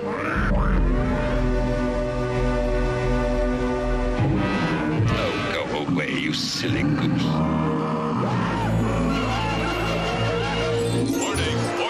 Warning. Watch the original Lost in Space. Saturday at 5 on MeTV. A rendezvous with a beautiful stranger. All this power surging and throbbing, yet under control. Are you like that, Captain? You can count on it. Captain is acting strangely. She's brought with her a deadly assassin. 4,000 people were needlessly butchered. They died quickly. but they died. And Kirk could be next. Almost certainly an attempt will be made to kill you. Star Trek. Give me the weapon. Saturday at 6 on Metv. Fall in love with me and Roseanne. Let's get ready to rumble! Only one couple has a bond like this. What do you want to do? Stick my head in the oven? Okay. It must be Roseanne and Dan Connor. You're gonna regret it. You know, I got a crush on you. So fall for me. Far out. And Roseanne. I know you really do love me, you old goat. Weekdays at 5 on MeTV. You know, a lot of wireless companies say they have a great network. But where? Everywhere? Call you tonight. We have different lives. We go different places. Isn't your everywhere different from the next person? That's why at US Cellular, we give you 30 days to try our network because we want you to make sure it works everywhere. And that special somewhere, you use it most. Guess who caught dinner? US Cellular is wireless where you matter most. US Cellular connects with you. Tonight's game is sponsored by US Cellular. US Cellular, wireless, where you matter most.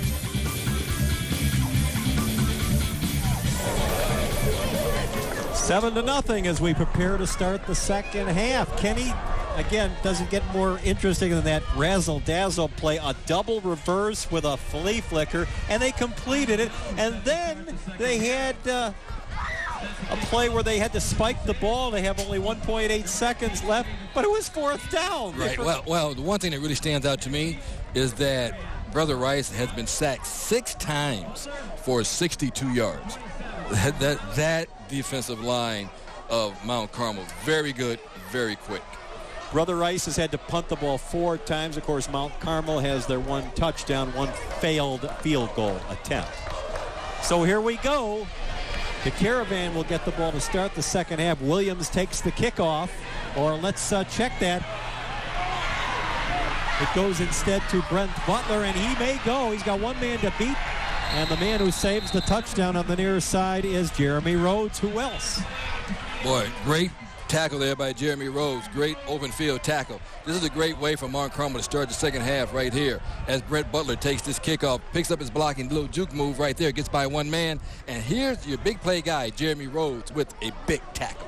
Without Rhodes, that's 6 points. That's 6 points. That's exactly, however, the type of start here that Brother Rice did not need, giving up tremendous field position. Lynch will lead his team up to the line of scrimmage. Of course, their center, Mike Husak. He's actually leading them to the line. Handoff goes to Brown, and he gets inside the 30, down to about the 29-yard line. First man through to bring him down was Joe Bazuski. He's been in on several hits early on in the contest, and now here early on in the third quarter, on the first play, actually, from scrimmage for Brother Rice. Brown has 8 carries for 49 yards in the game. And you put Williams in that backfield with him. It's a pretty good 1-2 punch. Williams gets it here. He'll be stopped, however, short of the first down by about a yard or 2. But that's coming up back to the field from halftime.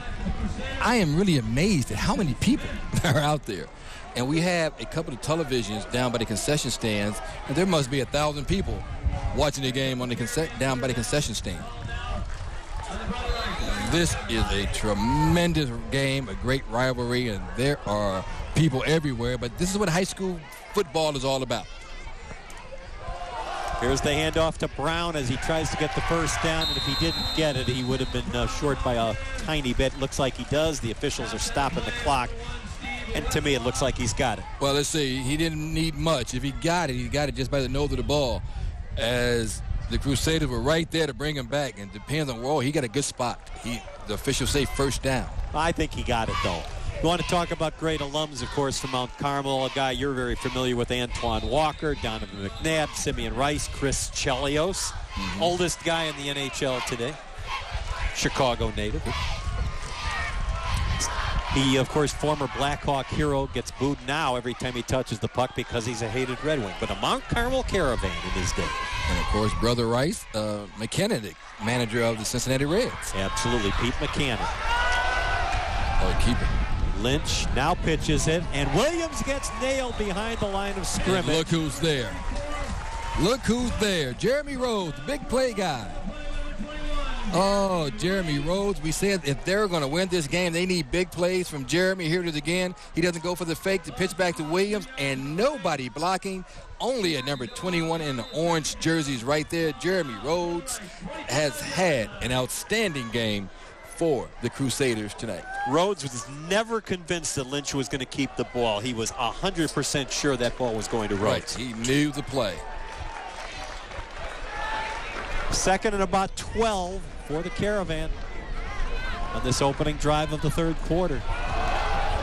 Handoff and trying to bust through, and doing so is Brown. He managed to get inside the 15-yard line, and he is close to a first down. How strong is Brown? I mean, he stopped at the line right here. Look, he just bounces off two tacklers, puts his shoulders down, just keeps his legs moving. Boy, is he strong. Very, very powerful. We're looking at about a third and very long 1 yard, or short 2. Take your pick. Boy, is he strong. But I like the way, keep the feet moving, keep the feet moving, keep the feet moving. We're talking 4-down territory here. I don't think they're going for a field goal. No. Even though they now have the wind at their back. Doesn't matter because Williams easily has the first down, and look at him crash all the way down to the 6-yard line. It'll be first and goal to go for the Mount Carmel Caravan. And again, the offensive line doing a tremendous job opening up holes, giving Williams and Brown a lot of space and a room to run. And we're going to have a timeout called by Brother Rice. Let me ask you a question.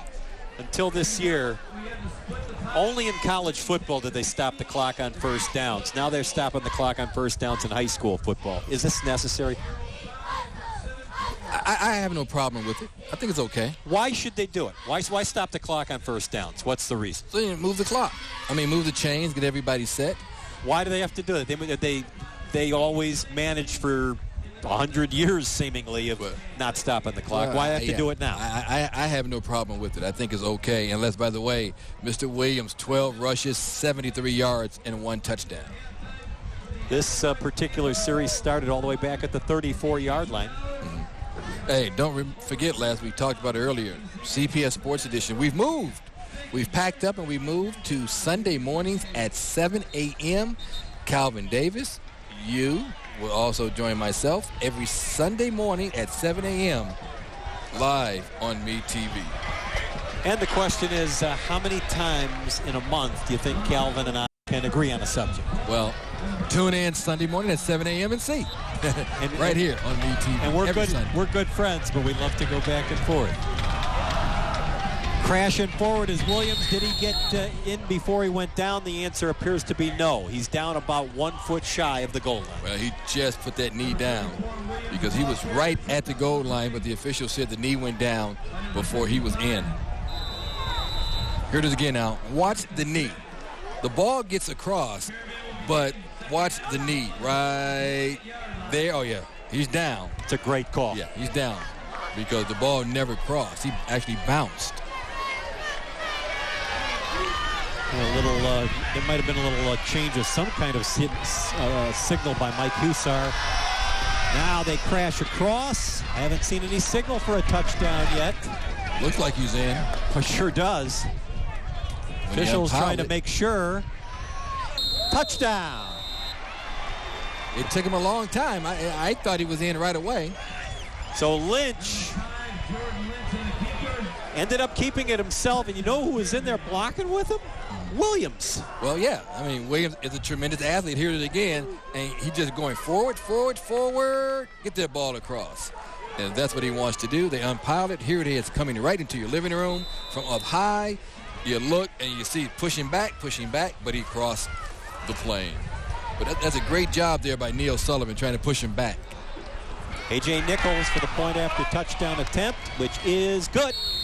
Mike Hussar and Andrew Lang also were up there blocking, by the way. We want to give some of those big guys up front, the real true skilled guys. If you don't have those blockers up front, you don't have a football team.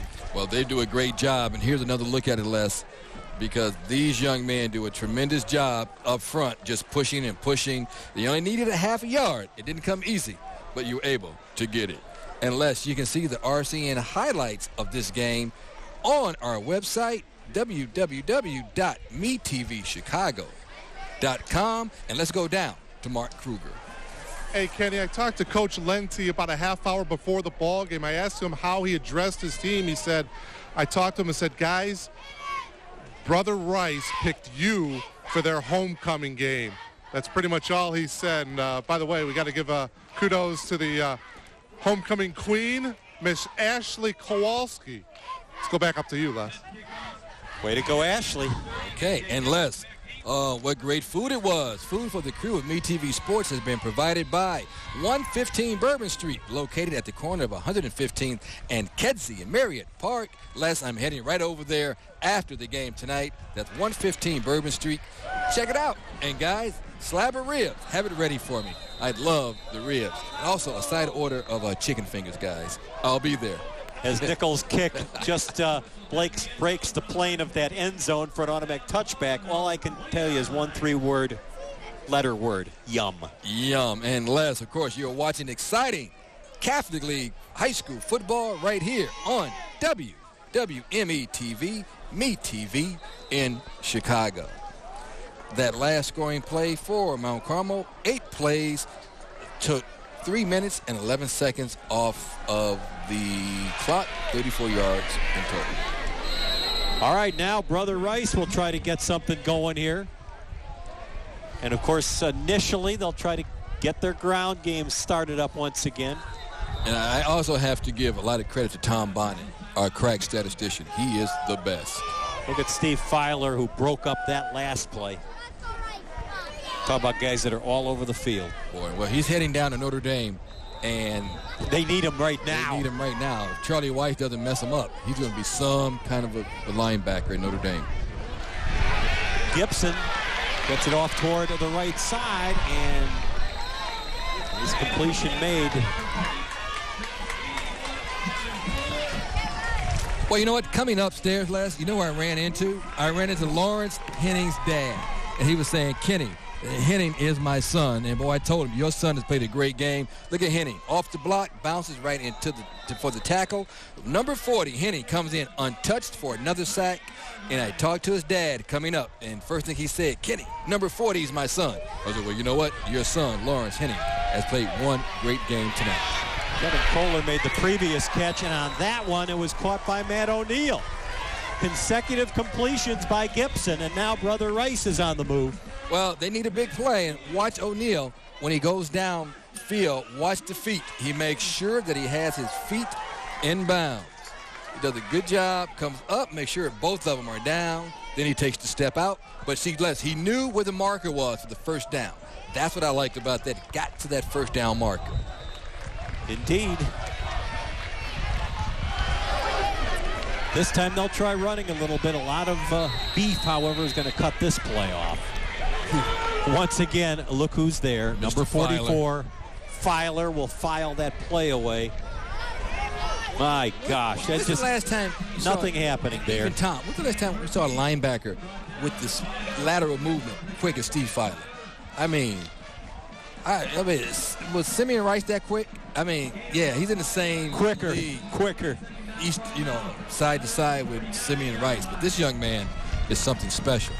That was Murphy, by the way, who was on that last carry. Second down and about 4. Gibson straight back. Lobbing, he's got a man on the far side, and it is caught there. A beautiful catch by Tom Grant. And the Crusaders have a nice drive going here. Well, Grant had to spin around and get the ball. He turned the wrong way. Watch the way he'll spin around. It goes to the outside shoulder. He had to spin around to the outside shoulder. Comes down with the pass. That's a team tackle, of course. He went down himself. Nobody gets credit for a tackle. Boy, it's just the way it works. Nice job of going back and spinning around. He went over the wrong shoulder, but he was able to locate the ball. Grant is now wide right. Gibson back was looking his way. Now he looks left and just throws it away. The closest receiver to him was Antoine Hall, the running back. But he was nowhere near the ball, but close enough so that you were not going to get an intentional grounding on that play. Right. There's a look at Coach Nye. Knows he needs a little offense. Well, there have been spots tonight, in fact, quite a few where they've had it. They're the look of Steve Filer. But when you talk to Filer, not only is he a great football player, he is a tremendous person, an A student, the nicest guy in the world. You know what? He's the type of guy you want your daughter to marry. I mean, that's how nice he is. Once again, they pick up a little yardage on the left side now as the ball goes to Dan Murphy. And it's brought down by Filer. Yep. And, you know, you talk about a quality athlete, but I think what makes this guy stand out, he's soft-spoken. He doesn't say much, but he certainly says a lot on the field. Look at that lateral movement once again. He is just an impressive young man. Well, you can tell his teammates respect him a lot, too. Oh, no question. You know, I'm telling you, that's the type of guy every guy wants his daughter to marry. And you look at Gibson, he's 9 out of 15 for 106 yards. Nice, had a heck of a game. Now he wants to get his team in the end zone. 3rd down and 5. Doesn't mean much if you don't score.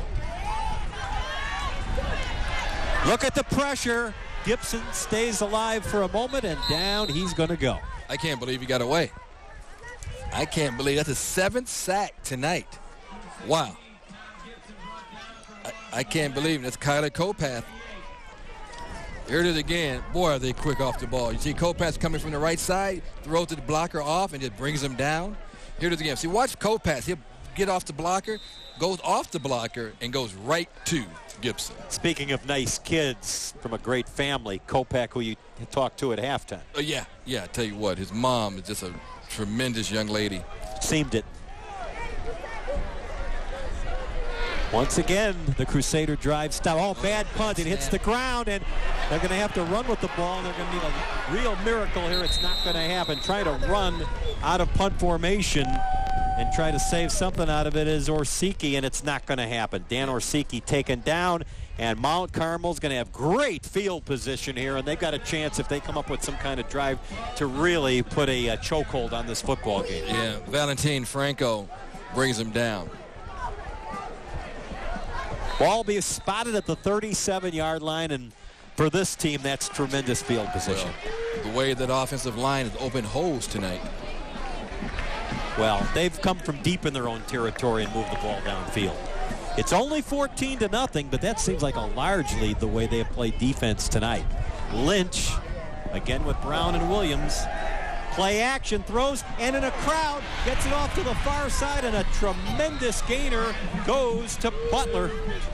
Boy, he just used the play action and threw it into a crowd, and he got Butler between 2 defenders there, Kenny. Well, they don't throw the ball much, Les, but when they do, they're very efficient when they throw it. He does a tremendous job off the play action. Look at the offensive line giving him plenty of time, and there's Butler right there for the 26-yard completion. 1st and 10, Mount Carmel now at the Brother Rice 37. Receivers both sides. Slot left. Handoff goes to Williams, and this time they're waiting for him. He'll get limited to a couple of yards.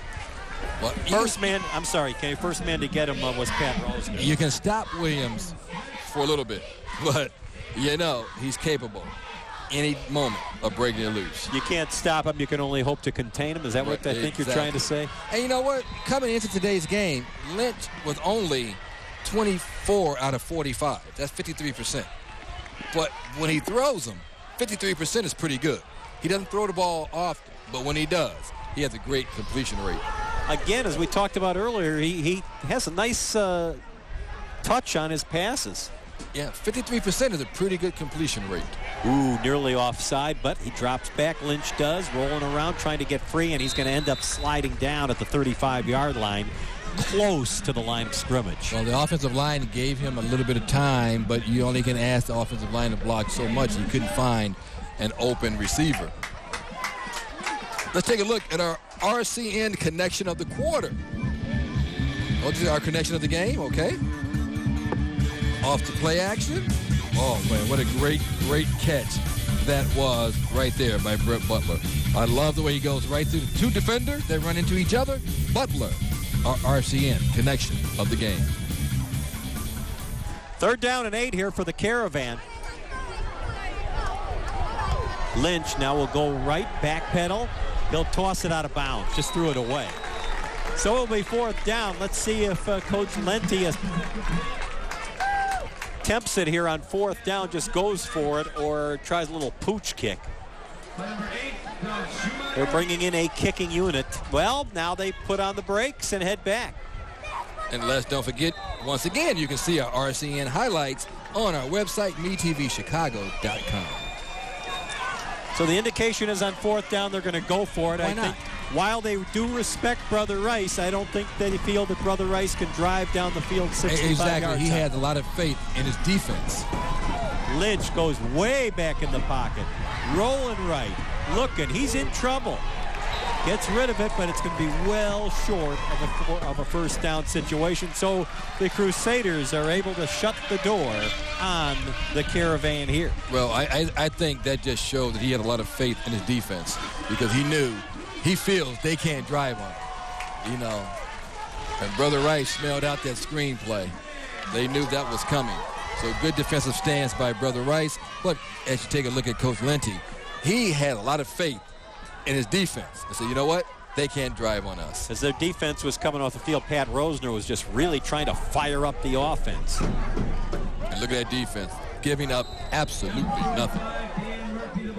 Dan Murphy will pick up a couple, nothing more than that. 2nd and 8 coming up. Talk about a gang team tackle. Watch this.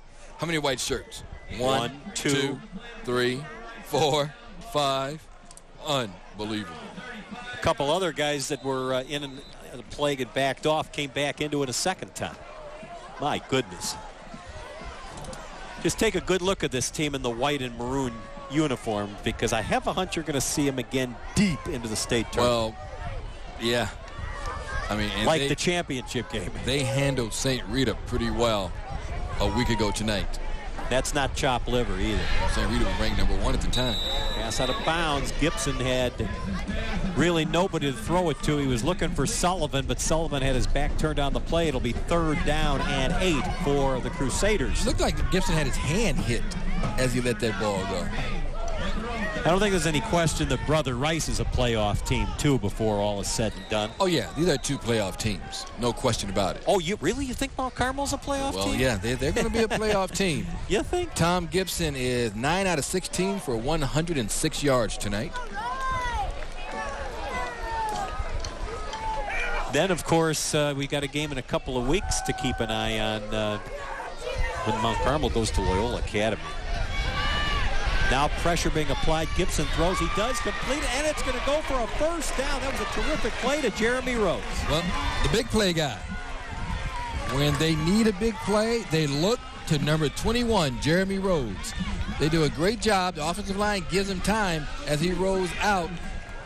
The 3rd down conversions now, Brother Rice, 3 out of 10 with that 3rd down conversion. But when they need a big play, they look for Jeremy Rhodes, who is an all-purpose player.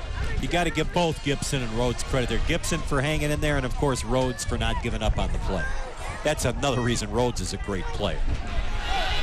Gibson will hand it off on the far side and trying to break free, and doing very little once he got it was Antoine Hall. Not his fault. There was just nowhere to run. There was just nowhere to run, and you know, Antoine Hall does a great job moving laterally, and those big guys have to reach down to get him because he's only 5'7".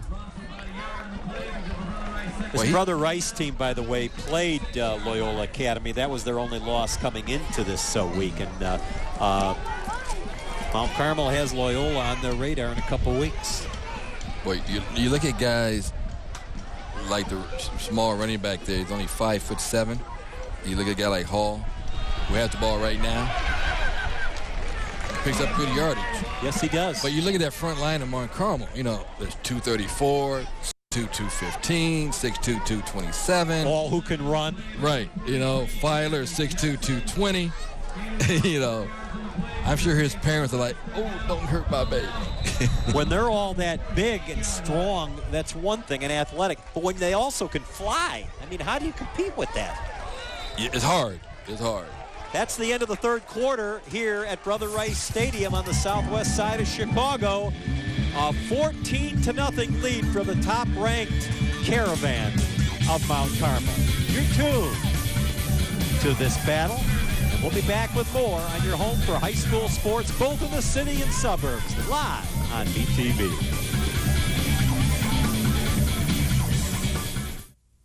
Fall in love with me, Metv. I'm glad I met Wonderful is you. the only word for you. You wonderful you. You wonderful you. I'm glad I found. Looking around, I found there are no you more like you. Let's remember, finders, keepers, losers, weepers. and because that's true, you're mine now. You wonderful you.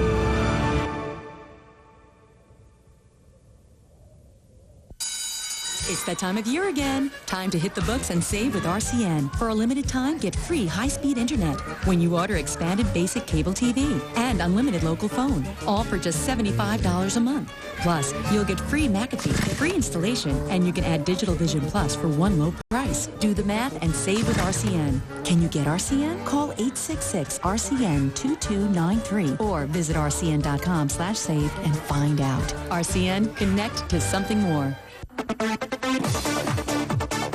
Dude, we're at a beer. Going on a beer run. Let's go, man. Come on. Wait, are you all right to drive?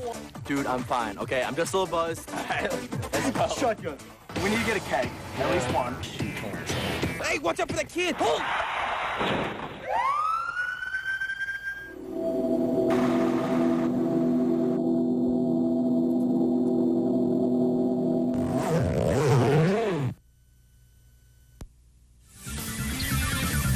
Tonight's game is sponsored by IDOT. You drink and drive, you lose.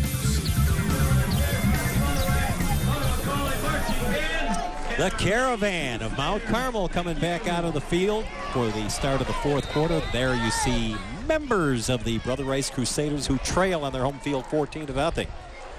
And right now, a 3rd down and 5 situation for Gibson and Brother Rice. And they had a lot of 3rd down, tough situation in the 3rd quarter, too. And that pass is broken up and almost intercepted. Oh, my goodness. Well, see, okay, it looks like we might have a player shook up here for Mount Carmel. That pass was broken up on the near side. And but we have a player down. I can't see the number. Nope, he's just rolling around. Here it is again, out of the shotgun. Gibson goes back, and you see it's almost intercepted. And it's tipped. It goes up, it's tipped, and then you go back down forward, and they run into each other. Demetrius Carr. And that's Carr? Yep. Number 24, Demetrius Carr. Also there on the play was Victor Alvarez, but Carr is the player who is down rolling around. It's on his back, and let's hope that it's just a case where he got the wind knocked out of him. Right, it's because possible. of the crash. Yeah, he's up. They ran into each other. He looks like he's okay. Getting a good hand. Here it is again. From this highly partisan crowd here. See, watch the tip. See, it's tipped here, then it almost goes to Rhodes, and then they just collide into each other. Carr crashed right into Alvarez.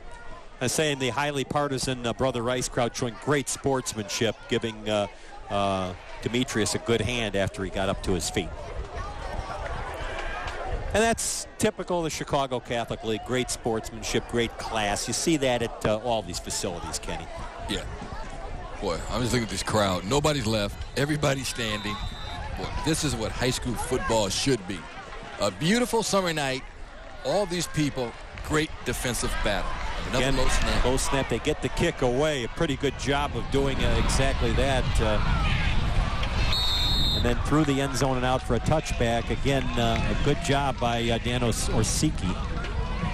He's kicked the ball pretty well tonight. There have been a couple of snaps that he's had trouble handling, and of course there have been a couple that were just blocked. Yeah. I'm sure you will see a lot of practice this week on that snap, on the long snapper. I would think so. I'm sure Coach Nye will work on that. Here comes Jordan Lynch and the Caravan. They lead it 14-0, and what they want to do here is time-consuming drive. Of course, if they had a long run for a score, I'm sure they'd take that too, but they'd be very happy with a drive that takes a lot of time off the clock.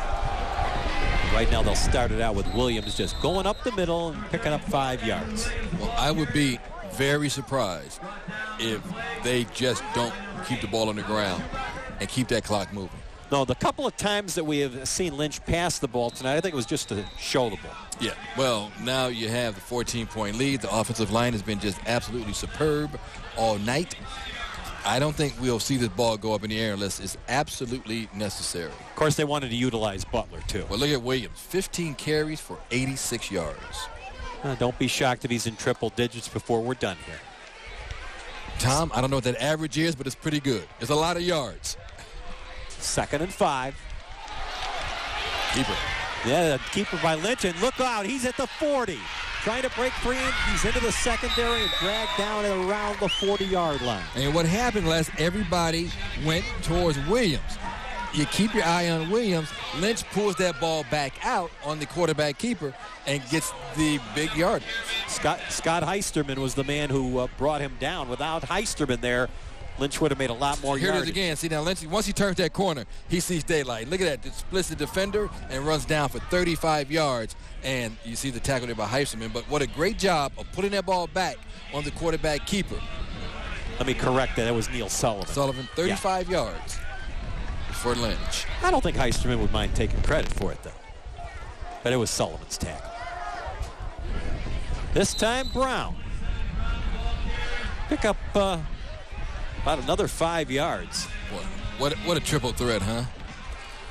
They are Williams, Brown, and Lynch running the clock, but they're moving the ball pretty quickly, too. 14-0. And again, you can't give enough credit to Brother Rice's defense. They have played their hearts out here tonight. Well, they've only given up 14 points. But this Mount Carmel defense of Coach Linty is just absolutely awesome. Just a brick wall. Again, they're #1 team in the state, Kenny. Look at Lynch. He's rushed the ball twice and runs 35 yards twice. And look out, Williams, 10-5, touchdown, Mount Carmel. 36 yards. Even I know that, Tom. You're a good mathematician, Kenny. 10:04 left. The Caravan have broken it open. Just like they did last week against St. Rita. They come out in the second half and take control of the game. How do they do it? You give the ball to Mr. Williams, and that offensive line does such a tremendous job. Well, it wasn't much time consuming, but they got quite a drive. Here it is again, and give it to the second man through. Look the way he just high steps through that block. You're not going to catch him in the open field. An easy 6. Sullivan was the last man there, and he was not going to get it. Boy, give it to the second man through. That's 120 yards now for Williams and 2 touchdowns. Nichols' kick is good. 21-0 Mount Carmel. This is a powerhouse we're looking at, Kenny, by far. 16 carries, 120 yards, and 2 touchdowns for Edwin Williams. And when I say that, we're not exactly talking about chopped liver in this Brother Rice team. This is a great team in their own right. Here it is again. Watch the blocker. You see how the offensive line stood up the defensive line? You're not going to go anywhere if you're standing straight up. You can't catch them. They did a great job of getting those guys standing straight up. Opening the hose, Williams takes off for 36. Crowd here at Brother Rice, although they've been silenced for much of this second half, still trying to hang in there. They're cheerleaders who come from Mother McCauley for the most part. They're trying to keep them in it, and the crowd still hanging in there. Okay, Les, the executive producer of Metv Sports, the greatest guy I ever worked for, is Fred Weintraub. Tonight's producers are Erica Pollard and Sean Long. Director of production, Scott Christensen. And we also have our intern in the booth with us, too. Hey, we're going to go to a break. We'll be right back.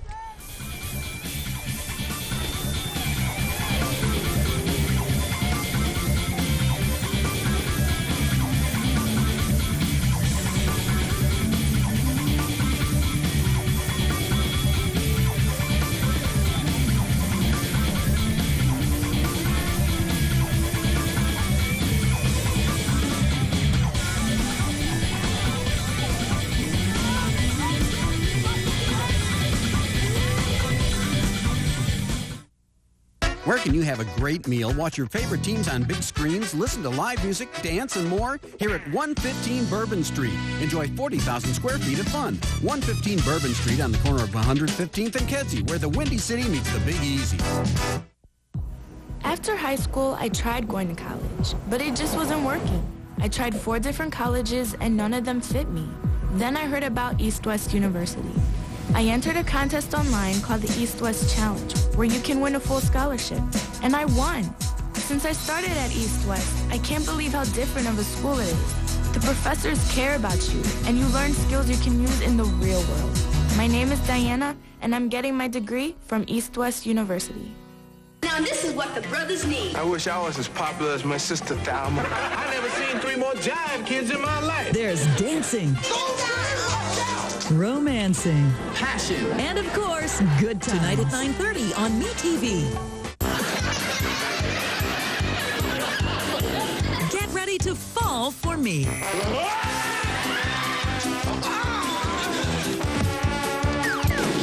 Fall for the action. Now back away from there. You looking for a gunfight, friend? We serve and protect. Then you'd better get some protection. All right, I'll give you that. Fall in love. I hate you. Are you as turned on as I am? More. Fall for the classics.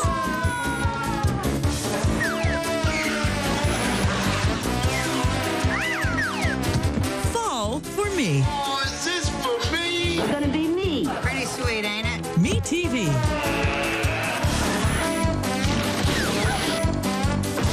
That's one way of making people laugh. Memorable entertainment television. You turned me on. Okay, welcome back to Brother Rice High School. Mount Carmel with a 21-0 lead over Brother Rice. We have an injury timeout. We have a player injured for Mount Carmel. But Brother Rice, they're going to meet up in a huddle there, try to regroup. We have a 21-0 score for Brother Rice less, and this has just been a tremendous game by Mount Carmel. Well, we've got 10 minutes and 4 seconds left to go in this football game, and again, Brother Rice was able to hang in for a while, but boy, it got busted open with these 2 touchdowns here in the second half. Yeah, the offensive line had just been absolutely tremendous for Mount Carmel. That offensive line had just been wearing down Brother Rice. This is a great offensive line. I mean, you know what they've done? They've done a tremendous job of opening the holes for Williams. This offensive line is, I can say, it's the best I've seen. And I've been to a lot of high school football games this season. I have not seen the offensive line as good as this one. Well, again, you're talking about a 3-man threat with Williams, Brown, and, of course, the quarterback Lynch, who doesn't carry the ball and tuck it under his arm that much, Kenny, but when he does, he is proven he's an unbelievable threat, and he just absolutely, he's dangerous. Yeah, and look at Williams. He has 120 yards on the night, 62 on the ground in the first half, 58 in the second half, and he has a touchdown in each half. So this offensive line has been absolutely awesome. Well, again, both teams are huddled up on the field right now, kind of talking things over. Let's talk about Brother Rice. Again, they haven't scored. They threatened a couple times, not real serious threats, but they moved the ball in spots. But every time Mount Carmel had to just lay the hammer on them and shut the door, they did it. But you got to give Brother Rice a lot of credit because they've hung in there, too, against the best team in the state. Yeah, they've hung in there against the best team in the state, but defensively, you just have to really give it to Mount Carmel because Filer and Henning have done such a tremendous job. Well, there's no doubt about that. And right now, we're talking about a situation where Mount Carmel, they were ranked number 3 when you saw them last week go up against St. Rita, and that was at Gately. And Mount Carmel with a rather impressive, decisive victory in their victory over the Mustangs. And, of course, that put them up at number 1 in a hurry. Right. Right now, everybody applauding because whoever is injured is going to be taken out. And apparently everything is going to be under control here. And it looks like hopefully we'll be able to get things going again shortly. Right, 10:04 remaining in the fourth quarter. Brother Rice with the Mount Carmel with the 21-0 lead. Let's go to a break. We'll be back. You're tuned to the best in high school sports, both in the city and suburbs, live on Metv.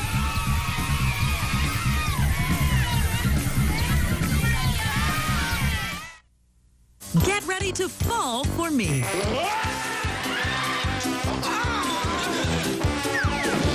Fall for the action. Now back away from there. We serve and protect. And you'd better get some protection. Fall in love. Fall for the classics. Fall for me. Oh, is this for me? Pretty sweet, ain't it? Metv.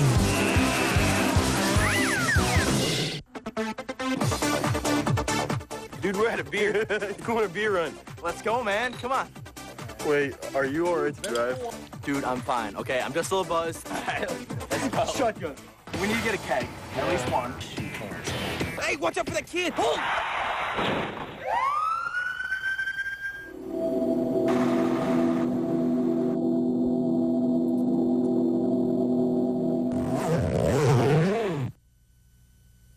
You know, a lot of wireless companies say they have a great network. But where? Everywhere? Call you tonight. We have different lives. We go different places. Isn't your everywhere different from the next person? That's why at US Cellular, we give you 30 days to try our network, because we want you to make sure it works everywhere. And that special somewhere, you use it most. Guess who caught dinner? US Cellular is wireless where you matter most. U.S. Cellular connects with you.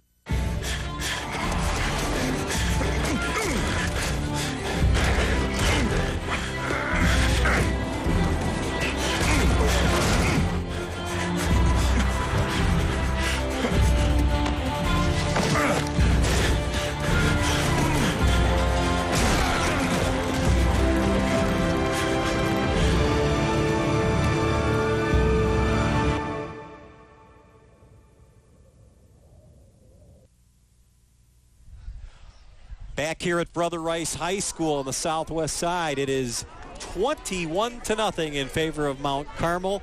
Had a injury delaying the game here for a while, and we are expecting to resume shortly. The players are loosening up, can be given time to get themselves exercised, and at that point we'll play the final 10 minutes and 4 seconds. But a very impressive showing up to this point by the Caravan of Mount Carmel as they lead Brother Rice 21-0 as they look to improve themselves to 5-0. And Les, don't forget, on the 23rd of November, we will have the Prep Bowl live 1 p.m. from Soldier Field. 30 and Roy. Boy, I tell you, it's going to be an exciting game to see the Prep Bowl on the 23rd of November. Of course, that'll be perhaps one of these teams. You never know. I doubt it'll be Mount Carmel because they're going to be deep in the state tournament. Brother Rice has been almost a regular in the Prep Bowl the last couple of years. Last 2 years. So they lost a heartbreaker to Morgan Park, you might remember, when the big, gigantic guy kicked the place kick through on the point after in overtime, and Morgan Park pulled the upset.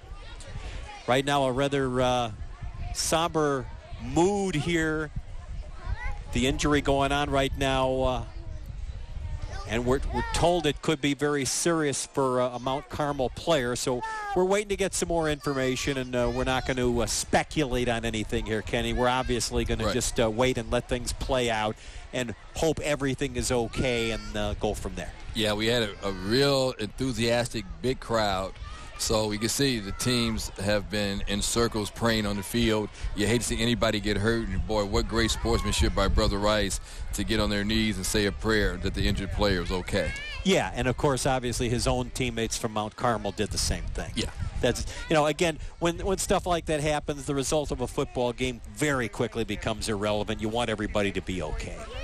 We saw a situation where a fellow by the name of Everett for the Buffalo Bills was seriously hurt, and the good news is they're saying he may be walking within a few weeks. And how good news is that? Oh, that's the best news we have heard Isn't in a that long fantastic time. to hear great. that? Yeah, no question. I mean, they've come up with some kind of miracle solution that they put in the kid, and originally they didn't think he'd ever walk again, and he's moving extremities, and he's talking, everything well, and it's amazing some of the things that they now can do. So let's just pray along with all these football players that everything works out well here. No question about it. You just want everybody. Football is, hey, it's a dangerous sport, but it's a fun sport. Everybody enjoys it. It's one of the most, if not the most popular sport in the United States of America. Well, it may be. It may be the most popular sport. But you go out there, I mean, you're taking risks. I mean, these are some of the greatest. We're told basketball players in the NBA are the greatest athletes in the world. Maybe they are. But you have to go a long way to tell me that the NFL players are not. So now we're being told that the injured player is responsive. So probably just a matter of time before we get the game started once again. Well, what happens is, again, the ambulance, of course, has to be moved first with the injured player. And the injured player is not going to be moved until they have things under control. That is just the way it is done. And that is for the player's safety, and that is the absolute correct thing to do. They're doing everything proper as they should do. Mm-hmm. There's no question about that. The player's safety is now the only priority here. No question about it. That's all anybody cares about. And again, a loud, festive atmosphere here, and the fans have been fantastic all evening. But right now, people care about this kid. That's the number one MO of this evening, right now. And again, players are down. And look at some of these Brother Rice kids still down on individually praying. Mm-hmm. And it's not even their teammate. Right. It just shows the class of the youngsters here at Brother Rice. Well, we talked so much earlier today about Mr. Henning. And, boy, what a great job Henning has done right there. Does a tremendous job right there. And here it is right there, Henning again with another great tackle off Henning.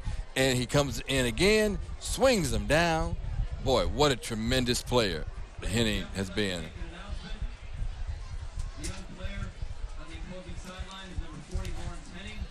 So we are told it is indeed, it is Lawrence Henning who is the injured player. And his father has just called the truck and said that he is responsive, which is good. You know, I saw his father at halftime. So Lawrence Henning is the injured player, but his father called the truck and saying he is responsive. You saw we don't know the injury, so we won't do any speculation. The good thing is his father's called and said he's responsive. A moment ago, you saw a very concerned Coach Frank Lenti, of course, about Henning. We'll take this break right now and return to Brother Rice Stadium. You're tuned to your home for high school sports, both in the city and suburbs, live on Metv.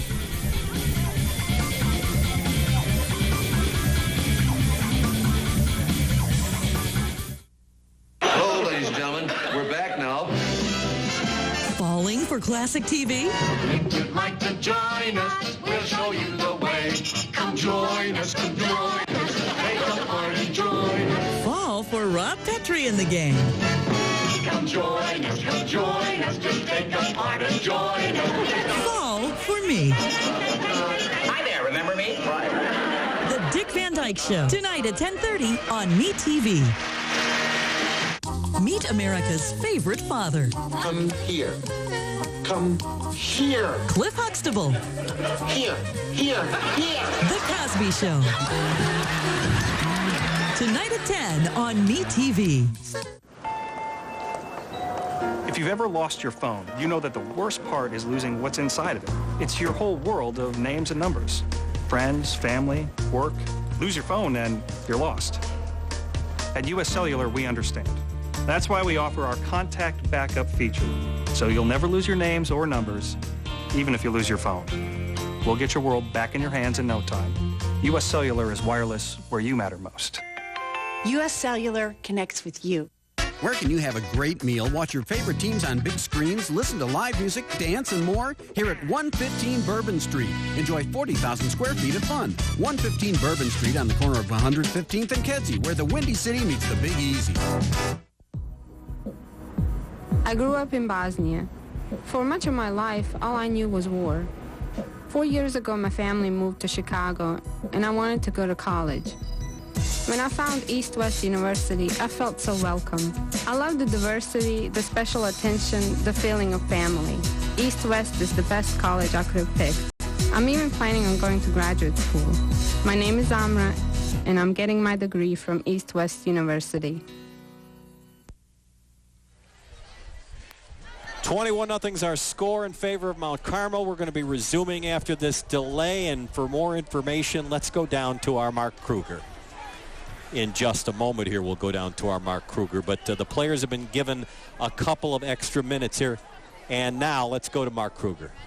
All right, Les Grobstein, thank you very much indeed. Lawrence Henning was on the stretcher in the ambulance. They had the oxygen on him. He was responding. They are taking him to Christ Hospital for observation, so obviously all of our thoughts and prayers are with him and his family. Back to you.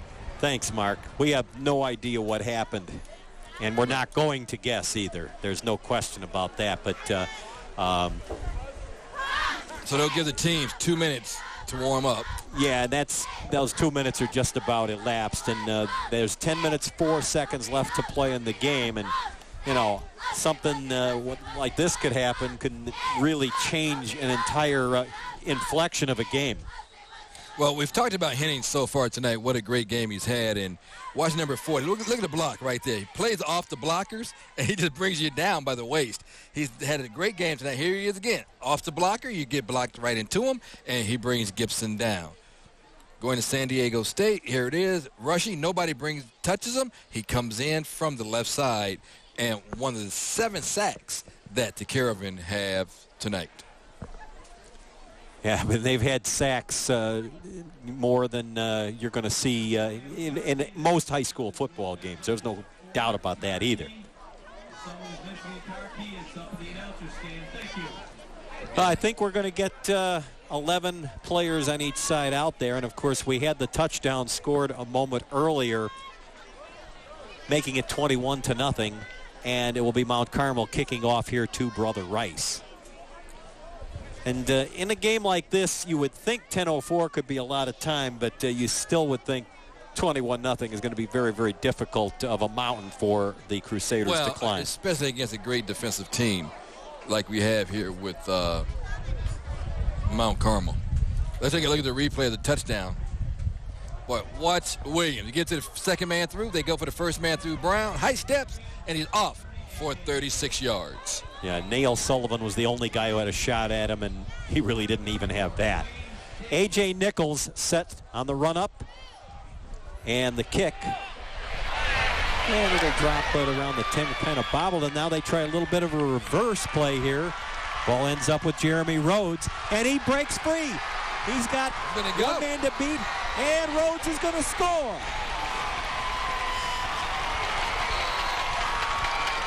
Little dive into the end zone there. Well, I'm not sure about the hot dog in the end zone because you're still down by 2 touchdowns, but they'll take it. Well, Brother Rice gets on the board. They tried a little reverse on the kickoff, and they got it into the right man's hands. Well, we talked about the big play guy. He is by far the big play guy. We've been calling him the big play guy all night. Here it is again. You hand it off, the handoff from Hall. Look at this, really no blockers. A couple of guys run into each other, and once he turns that corner, he's gone. Now watch the little hot dog at the end. An 85-yard kickoff return for a touchdown on that little reverse to Jeremy Rhodes. Point after touchdown attempt here coming up for Sean Noble. And there's a flag on the play. I don't know if we had a false start. I doubt they took too much time, but we'll find out in a few seconds here. Boy, they give the Brother Rice crowd something to cheer about. Offside. It was an encroachment indeed against Mount Carmel. How do you line up offside? Well, at this point, to be honest, I don't think some of these kids have football on their minds. Exactly, and I'm going to say that with an 85-yard touchdown run like that, these guys may not really be thinking about football. They may be thinking about their teammate. They've declined the penalty because they obviously don't want to be moved closer to the goalposts here. They don't want to go half the distance to the goal. Here's the kick. It's a rather low trajectory, but it is good. Good. So now, you try the onside kick?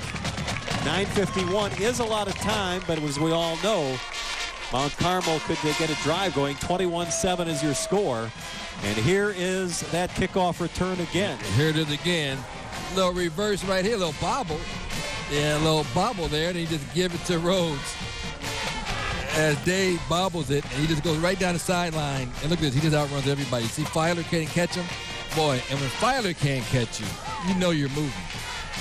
How many times do you see a guy either bobble a kickoff or a punt, recover it, and then it throws the coverage team off? Exactly. See, so he bobbles it, gives it to Jeremy Rose down the sideline, cuts, and look, two guys run into each other, and that opened it up for him down the sideline. Looked like Filer was limping a little bit, but when Steve Filer can't catch you, something's wrong. Well, we said on the pregame, he's a big play guy. He's their Devin Hester type. Yeah, he's a big play guy. Like you say, you kick away from him, he's their all-purpose player. He's a big play guy. They did kick away from him. What good did it do him? Exactly. He ended up with the ball anyway, thanks to Dade. Well, now, Brother Rice, they have the win at their back. Do you kick it deep? Yes, they do. Oh, they're going to win some. Well, brought out by Butler again, and here he comes. And they'll have okay field position out across the 25-yard line. 9:45. Can Brother Rice slow them up enough and then get two scores? They need a big defensive stop right now. Or a turnover. Yes. And there have not been any turnovers in this game. No fumbles given away, no interceptions. Well, Mount Carmel does not want to have one now. They must protect the ball. Well, no doubt about that. All right, Lynch breaks his huddle, and up to the line they come. Headed up by Mike Hauser.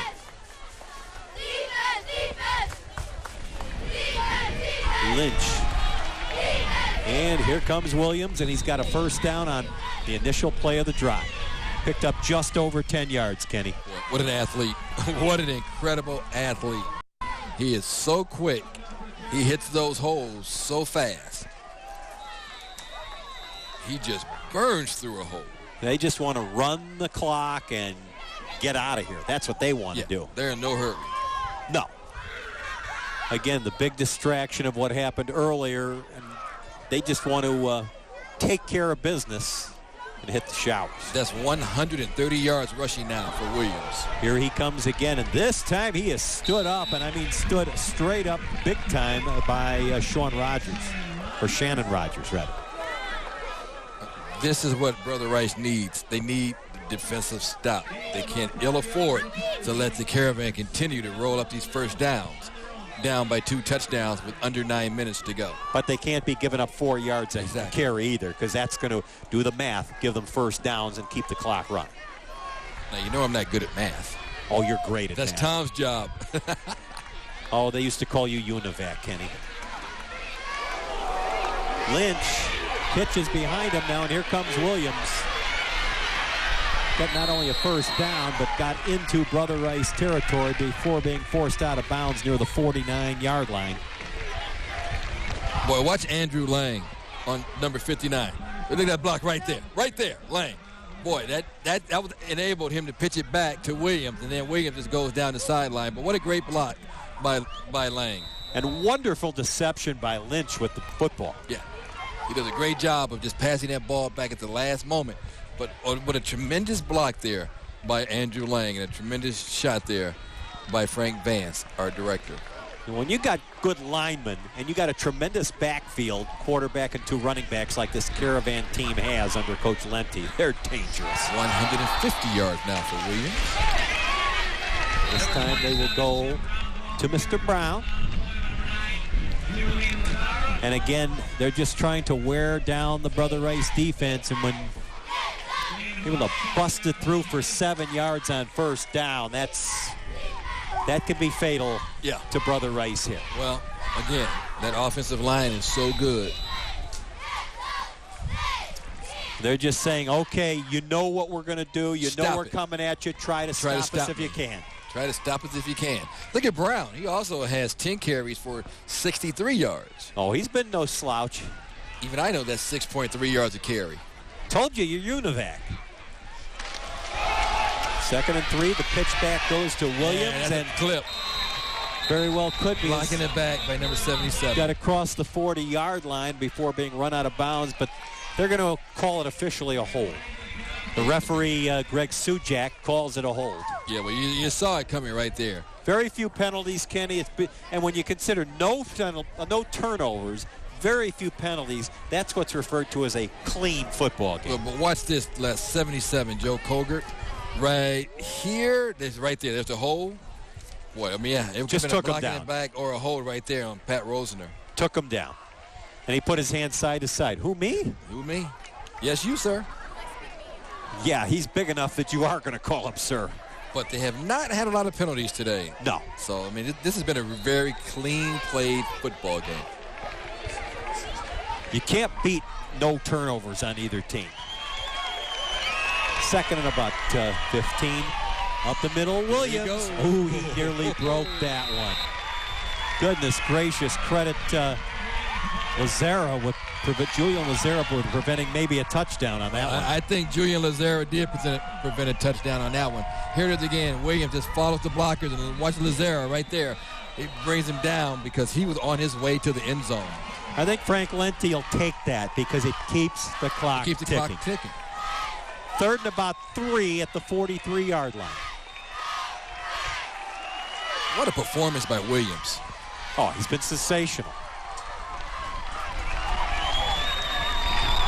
Lynch gives it to Williams. He's trying to just get the first down yardage. If he didn't get it, he's extremely close, but I think he's got it. And now we get a late flag thrown. Well, either there was a late hit or somebody was trash talking in there, which would be highly unusual. You wouldn't expect that at either one of these teams. Yeah, that was a late flag, too. Sure was, which tells me somebody was talking some smack in there, but we'll find out in a minute.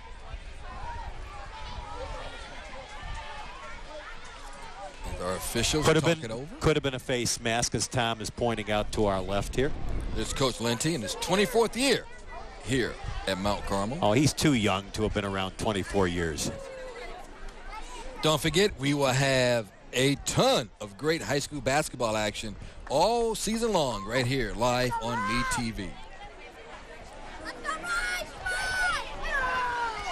We have a late personal foul on each team, offsetting penalties. Offsetting.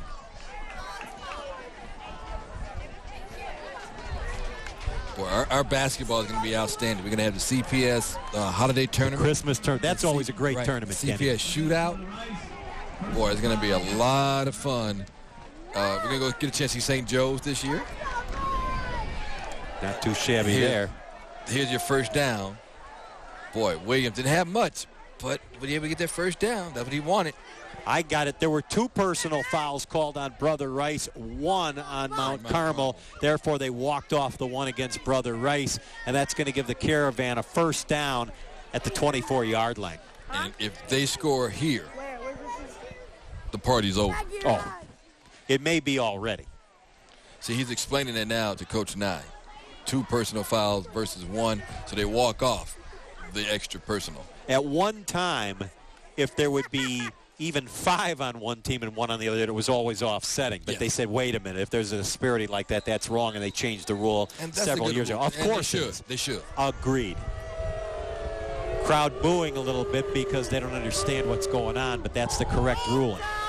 On first down draw play, Williams. He just crashes off left tackle. And now we get a late flag thrown here, and again, that absolutely looked like some trash talking. Well, Pat Rosner on the tackle there to stop Williams. Come on, guys. Let's not get carried away with this now. No, it's been too clean of a game and too much class and sportsmanship. Well, watch Rosner, though. Comes in from the outside there, right to the left of your screen. They called a personal foul on each team, and Brother Rice thought it was only going to be on Mount Carmel. And when they called it first on Brother Rice, the Crusader players, all 11 of them on the field, absolutely started jumping up and down like kangaroos and discussing. Look at Coach Nye. He's having a conniption fit over there, and he's a very calm guy normally. Boy, he's not happy. No, he's not happy. This indeed is offsetting. Boy, look at Williams. 171 yards on 22 carries tonight. He's not done either, Kenny. No, because something tells me he's going to try to get in the end zone. So that play goes as stands. Those offsetting personal fouls cancel each other out. Now they're going to pass for it over the middle, and it's going to end up being a 1st and goal to go after that pass over the middle to Jordan Morgan. Your tight end. They don't throw the ball often. You usually don't throw it to the tight end. But big Jordan Morgan is right there. He'll release it, makes the block, then he releases right there towards the post. Nice diving catch for the first down. You'll see him right to the right of your screen, makes the block, then releases after he makes the block, dives for the catch. He's showing again there. He's got terrific hands. He has great hands. He knows the way he made the block, then he releases and gets the ball. 1st and goal to go. The handoff to Williams. Touchdown, Mount Carmel. That was the 9th play of the drive. This drive started at Carmel's own 25-yard line. 27-7, and the point after touchdown is pending. Well, this is 3 touchdowns for Mr. Williams. Here it is again, and he just goes in, puts his head down, and just knocks everybody out of the way. Watch the way he just barrels people out of the way, Les. He'll put his shoulders down, head down, get out of my way, into the end zone for a touchdown. 3 touchdowns for Mr. Williams. I doubt if we will see him again tonight. He's a great, great football player, Kenny. Here's the point after attempt by Nichols. He's been perfect tonight from PAT range, and he still is 4 for 4. He did miss a field goal attempt, but he kicked that one into the wind. So Williams had 3 touchdowns last week and 3 this week. That, in my way of looking at it, is a dozen. Boy. Half dozen. He is just unbelievable, isn't he? Look how strong he is. He just puts his head down, and he just moves you out of the way. 5:46 to go. It'll be very interesting to see what Brother Rice does here. All they can do is basically have Gibson fill the air with footballs. Yeah. I mean, running the football here, they might be able to move. Mount Carmel may actually give up the short play a little bit, and they're so strong and they're so confident they probably don't even have to do that. They don't. You're not going to see them go into any kind of prevent because they probably know they don't have to. Well, that's 7 touchdowns on the season for Williams. That's amazing. He had just 1 prior to last week's St. Rita game. Boy, he comes up big when he has to. When you could light up St. Rita and Brother Rice with 3 touchdowns apiece, that's saying something. Boy, look at the average coming in, though. The average was 6.6 yards per carry. He's pretty impressive. Here's your drive, 75 yards, 9 plays, 3 minutes and 59 seconds off the clock, and he had a 1-yard run there by Williams, his 3rd touchdown of the night. Rhodes is one of those deep. Let's see if they just make sure he gets the football. He returned the last kickoff for a touchdown, and Rhodes at the goal line has it. Well, actually, now they get it to him, but they got him cornered. He has absolutely no chance. They smother him out of bounds. Yep. You're watching exciting high school football right here live on WWME Metv, Channel 23 in Chicago. They were going to make sure everything was clean there on that hit, but they let them know they were there after the way he kind of dove into the end zone on that kickoff return touchdown. Right. Well, he had the ball, then he handed it off to Martin. Yeah, reverse. He kind of decided, well, let's give someone else the opportunity. Jeremy Rhodes, of course, though, is the franchise as far as Brother Rice goes. Ball spotted, but now the head linesman, George Shinkin, finally has it down, and here we go. And they do keep it on the ground. Surprise. Grant, not much room to run there. Surprised they kept it on the ground. Unless they realize the game is decided and they just want to work on things here, Kenny. Boy, Mr. Williams, 175 yards on 3 carries, 3 touchdowns. Boy, look at this. Touchdowns of 16 yards, 34 yards, and 4 yards. In his case, you think the bus is in the terminal for the night? Yes, I don't think we'll see him tonight. I think he's done for the night. Gibson Rolling around, and down he goes. Wow. Back at the 11-yard line. The sacks just keep on coming. Not 8 sacks, Tom? 8 sacks. Wow. Run down for a loss of the play by number 43, Jeremy Johnson. That defense has been unbelievable. Jeremy Johnson getting in on the act there. They're just picking them up one after another after another. Unbelievable. On their own 13-yard line. Inside of 4.5 minutes to go. Gibson right now having a little discussion with Jeremy Rhodes. Now Gibson goes back and under pressure, he throws and gets it off to Rhodes. Rhodes trying to break through, and he's going to get close to a first down. Get close to it. The big play guy. Looks like he barely picked it up, and that was a great job by Gibson to avoid the pressure and managed to get that screen pass off. Yeah, he got the first down. It may not have been the prettiest screen play you'll ever see, but it works. Inside of 4 minutes to play in this one.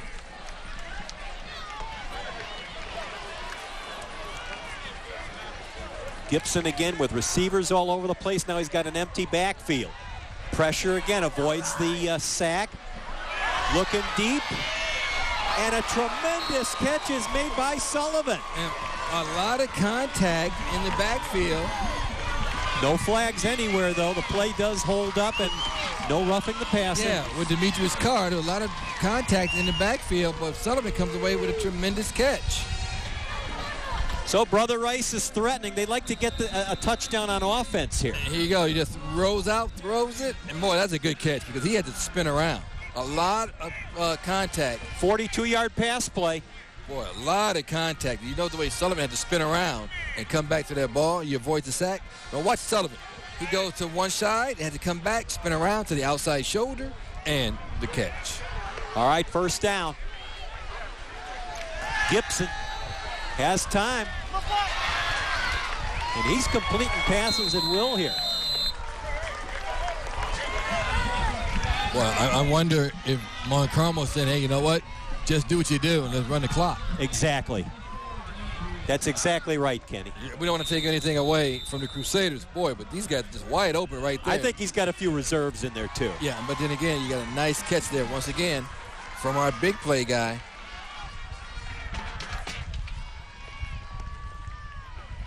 Jeremy Rhodes. He has done a tremendous job tonight. 12 of 20 for 171 for Gibson. And they just crash the ball forward as it goes to Murphy.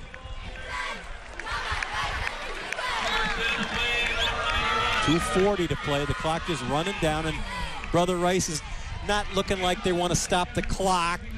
They just want to try to get into the end zone, and if the clock runs out en route or right after that, so be it. Yeah, and you know what? It doesn't look like Mark Carmel really cares if they score or not. No, because this won't mean anything. They're going to win the football game.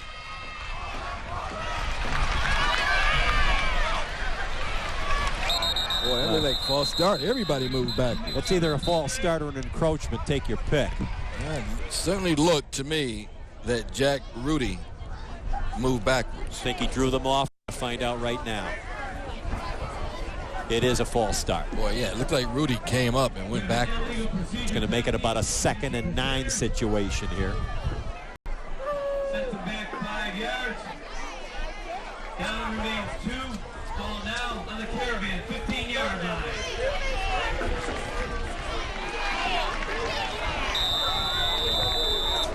Now they're lined up. Clock ticks again. Gibson. Pressure, throws, completes it. But it's going to be well short of a first down situation as the catch was made by Hall. Set up the screen. Exactly. Now it'll be 3rd down. Big Valentin Franco with the pressure. Yeah, he's been in a few plays tonight. Yeah.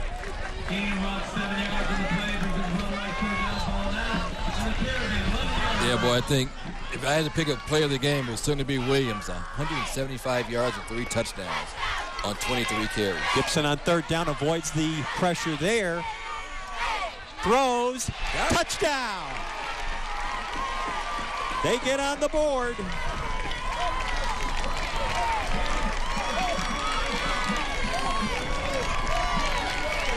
Rhodes made the catch. He's got both of their TDs tonight, Kenny. Well, let's see if they just kick it or go for two. Well, you just scramble, just get away from it, just throw it to the end zone. What he wants to do is just get it down there and hope that somebody can catch it. And that was 81, not 21. Yeah, they announced it as Rhodes. No, that was 81. I don't have 81 on my sheet, on my scorecard. So, Mom, he's not listed. Kevin Kohler. Kevin Kohler? Okay. There he is. Yeah, I thought it was 81 too, but they announced it as Rhodes. They're going for two. Well, what you're doing now, you're practicing. And we got penalties all over. Timeout. Timeout called by Mount Carmel. They don't want to give up the 2-point conversion, apparently. Well, no, you know what he's doing? He has his reserves in, and there's nothing like game action.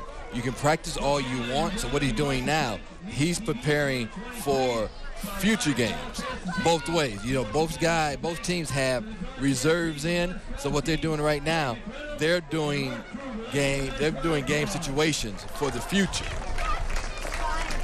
That's what they're doing.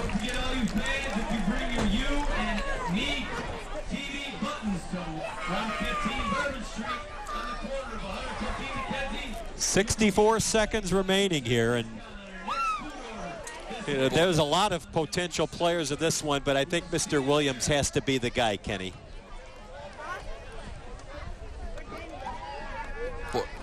Look at Williams, 113 of his 175 in the second half. Oh, yeah, and they just turned him loose. Now Mount Carmel's reserves, mostly reserves, are out there trying to defend this 2-point conversion. You can practice all you want, but there's nothing like game competition. And they're practicing now. They're working. He's coaching for a future game. Yeah. These guys may have to be out there. Against a lot of starters for Brother Rice on this 2-point conversion. Gibson has Hall in the backfield with him. He wants to pass. He does.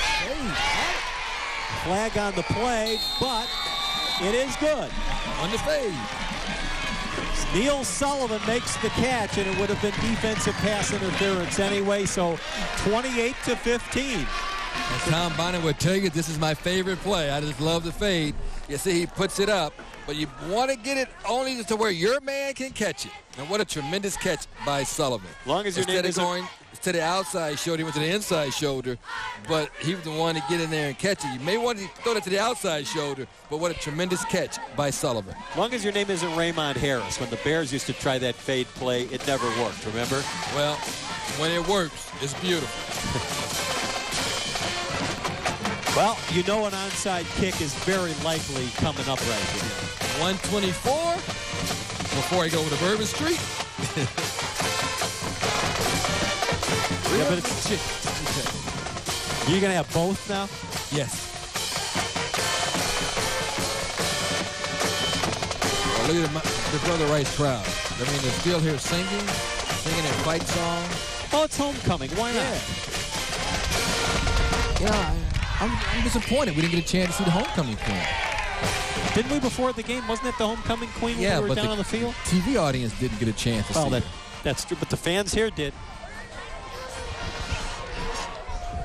All right, kickoff coming up. And I'm sure that Coach Lenti will have his unit out there expecting an onside kick. Yeah, Gibson, 13 of 21, 181 yards and 1 touchdown. Because of that pass interference penalty, they will mark it off and move the ball up to the 45-yard line of Mount Carmel. So it gives Brother Rice an opportunity, even if the ball is not recovered by the Crusaders. Well, of course, with only a minute 24 left, it's not going to matter either way. Well, yeah.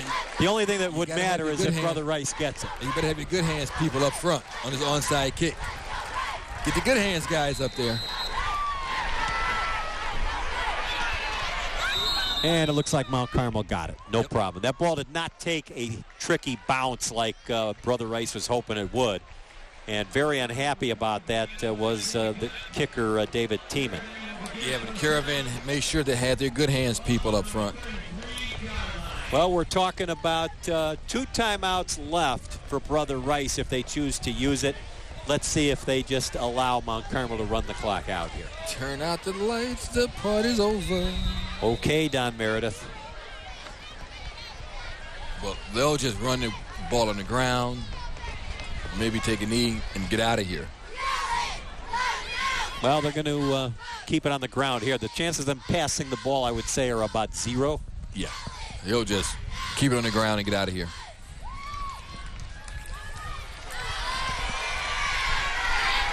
Lynch is just going to run it. Of course, the more first downs they pick up, the more they're going to, and they are taking a timeout. Timeout is called here by Brother Rice. Well, that's called not giving up and playing it to the final tick of the clock. Right. You have the timeout, so you might as well use them. Of course, if Mount Carmel gets a first down here, it would be pointless for them to take any more timeout. Of course, they have 1 left now. So with 1 left, I am really surprised that Lynch is still in the game. Well, I just think that Coach Lenti wants to make sure nothing. I mean, he did use reserves on the defensive side of the ball, but they want to make sure nothing gets messed up on the offensive side here. Right. Lynch, 77 yards on the ground. Not a bad day on the ground for Lynch. They don't want to turn the ball over here and give the ball back to Brother Rice, Kenny. 3 out of 6 in the air for 39 yards. So he has 77 yards rushing as opposed to only 39 yards in the air. Not too many quarterbacks have that much more rushing than they do throwing the ball. Oh, I know a guy who did when he played at Mount Carmel. Well, Donovan McNabb probably had a lot more rushing yards. He had more than 39 in the air. Oh, I'm sure. My question is, can Mount Carmel remain number 1 running the ball and not open it up sometime throwing the ball? Draw play to Williams. He'll crash forward. He's going to be a yard short of a first down, and Brother Rice is going to take their last timeout. And regardless what happens on this 3rd down play, Brother Rice will have only 1 timeout, or will have no timeouts remaining. Well, you know what, I'd like to thank Coach Nye, Coach Lenti, Athletic Director Cahill here at Brother Rice, everybody involved with all their help with this broadcast. I mean, a lot of people do a lot of work to put this together, and we couldn't do it without the outstanding help from these outstanding coaches and athletic directors. And, of course, our crew here at Metv, they've done a tremendous job. Fred Weintraub, Frank Vance, the entire crew, even our interns. And, of course, Janet has done a great job. There's our crew. That's Derek on camera. Of course, Janet Johnson did a great job getting the food here today. Her most important person here. Has he got a White Sox hat on? You know. South side, Les. They're in last place. To the south side. They're trailing the Royals. Hey, I'm just happy Janet got the food here on time. There's another one of our camera guys. There's Joe. Jamie. By the way, the Cubs went 3-0 on the south side this year. 3-0. 5-1 against the White Sox. So yeah, but it hasn't been 100 years since they went to the World Series, though. What have you done for me lately, said Janet Jackson. Yeah, lately. Here's a first down that's going to effectively bring this game to an end by Lynch. So 109 will temporarily stop the clock, and now we may even see kneel downs because no timeouts left for the Crusaders, and they have a fresh set of downs. Clock is started, and yeah, you'll kneel it down now. The magical sound to Mount Carmel is tick, tick, tick. Yeah, Mount Carmel's 8 sacks. They're in protective mode, and now he does kneel down, hands the ball over to referee Greg Sujak. Boy, 8 sacks. That's a pretty good day's work. They are winding it down.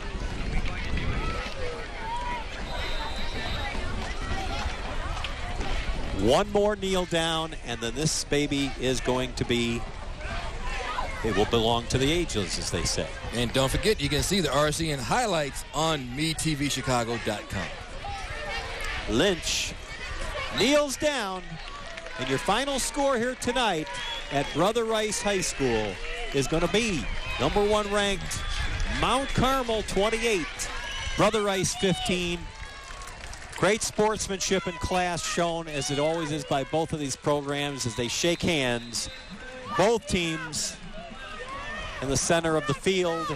What a great game, though, it was, Les.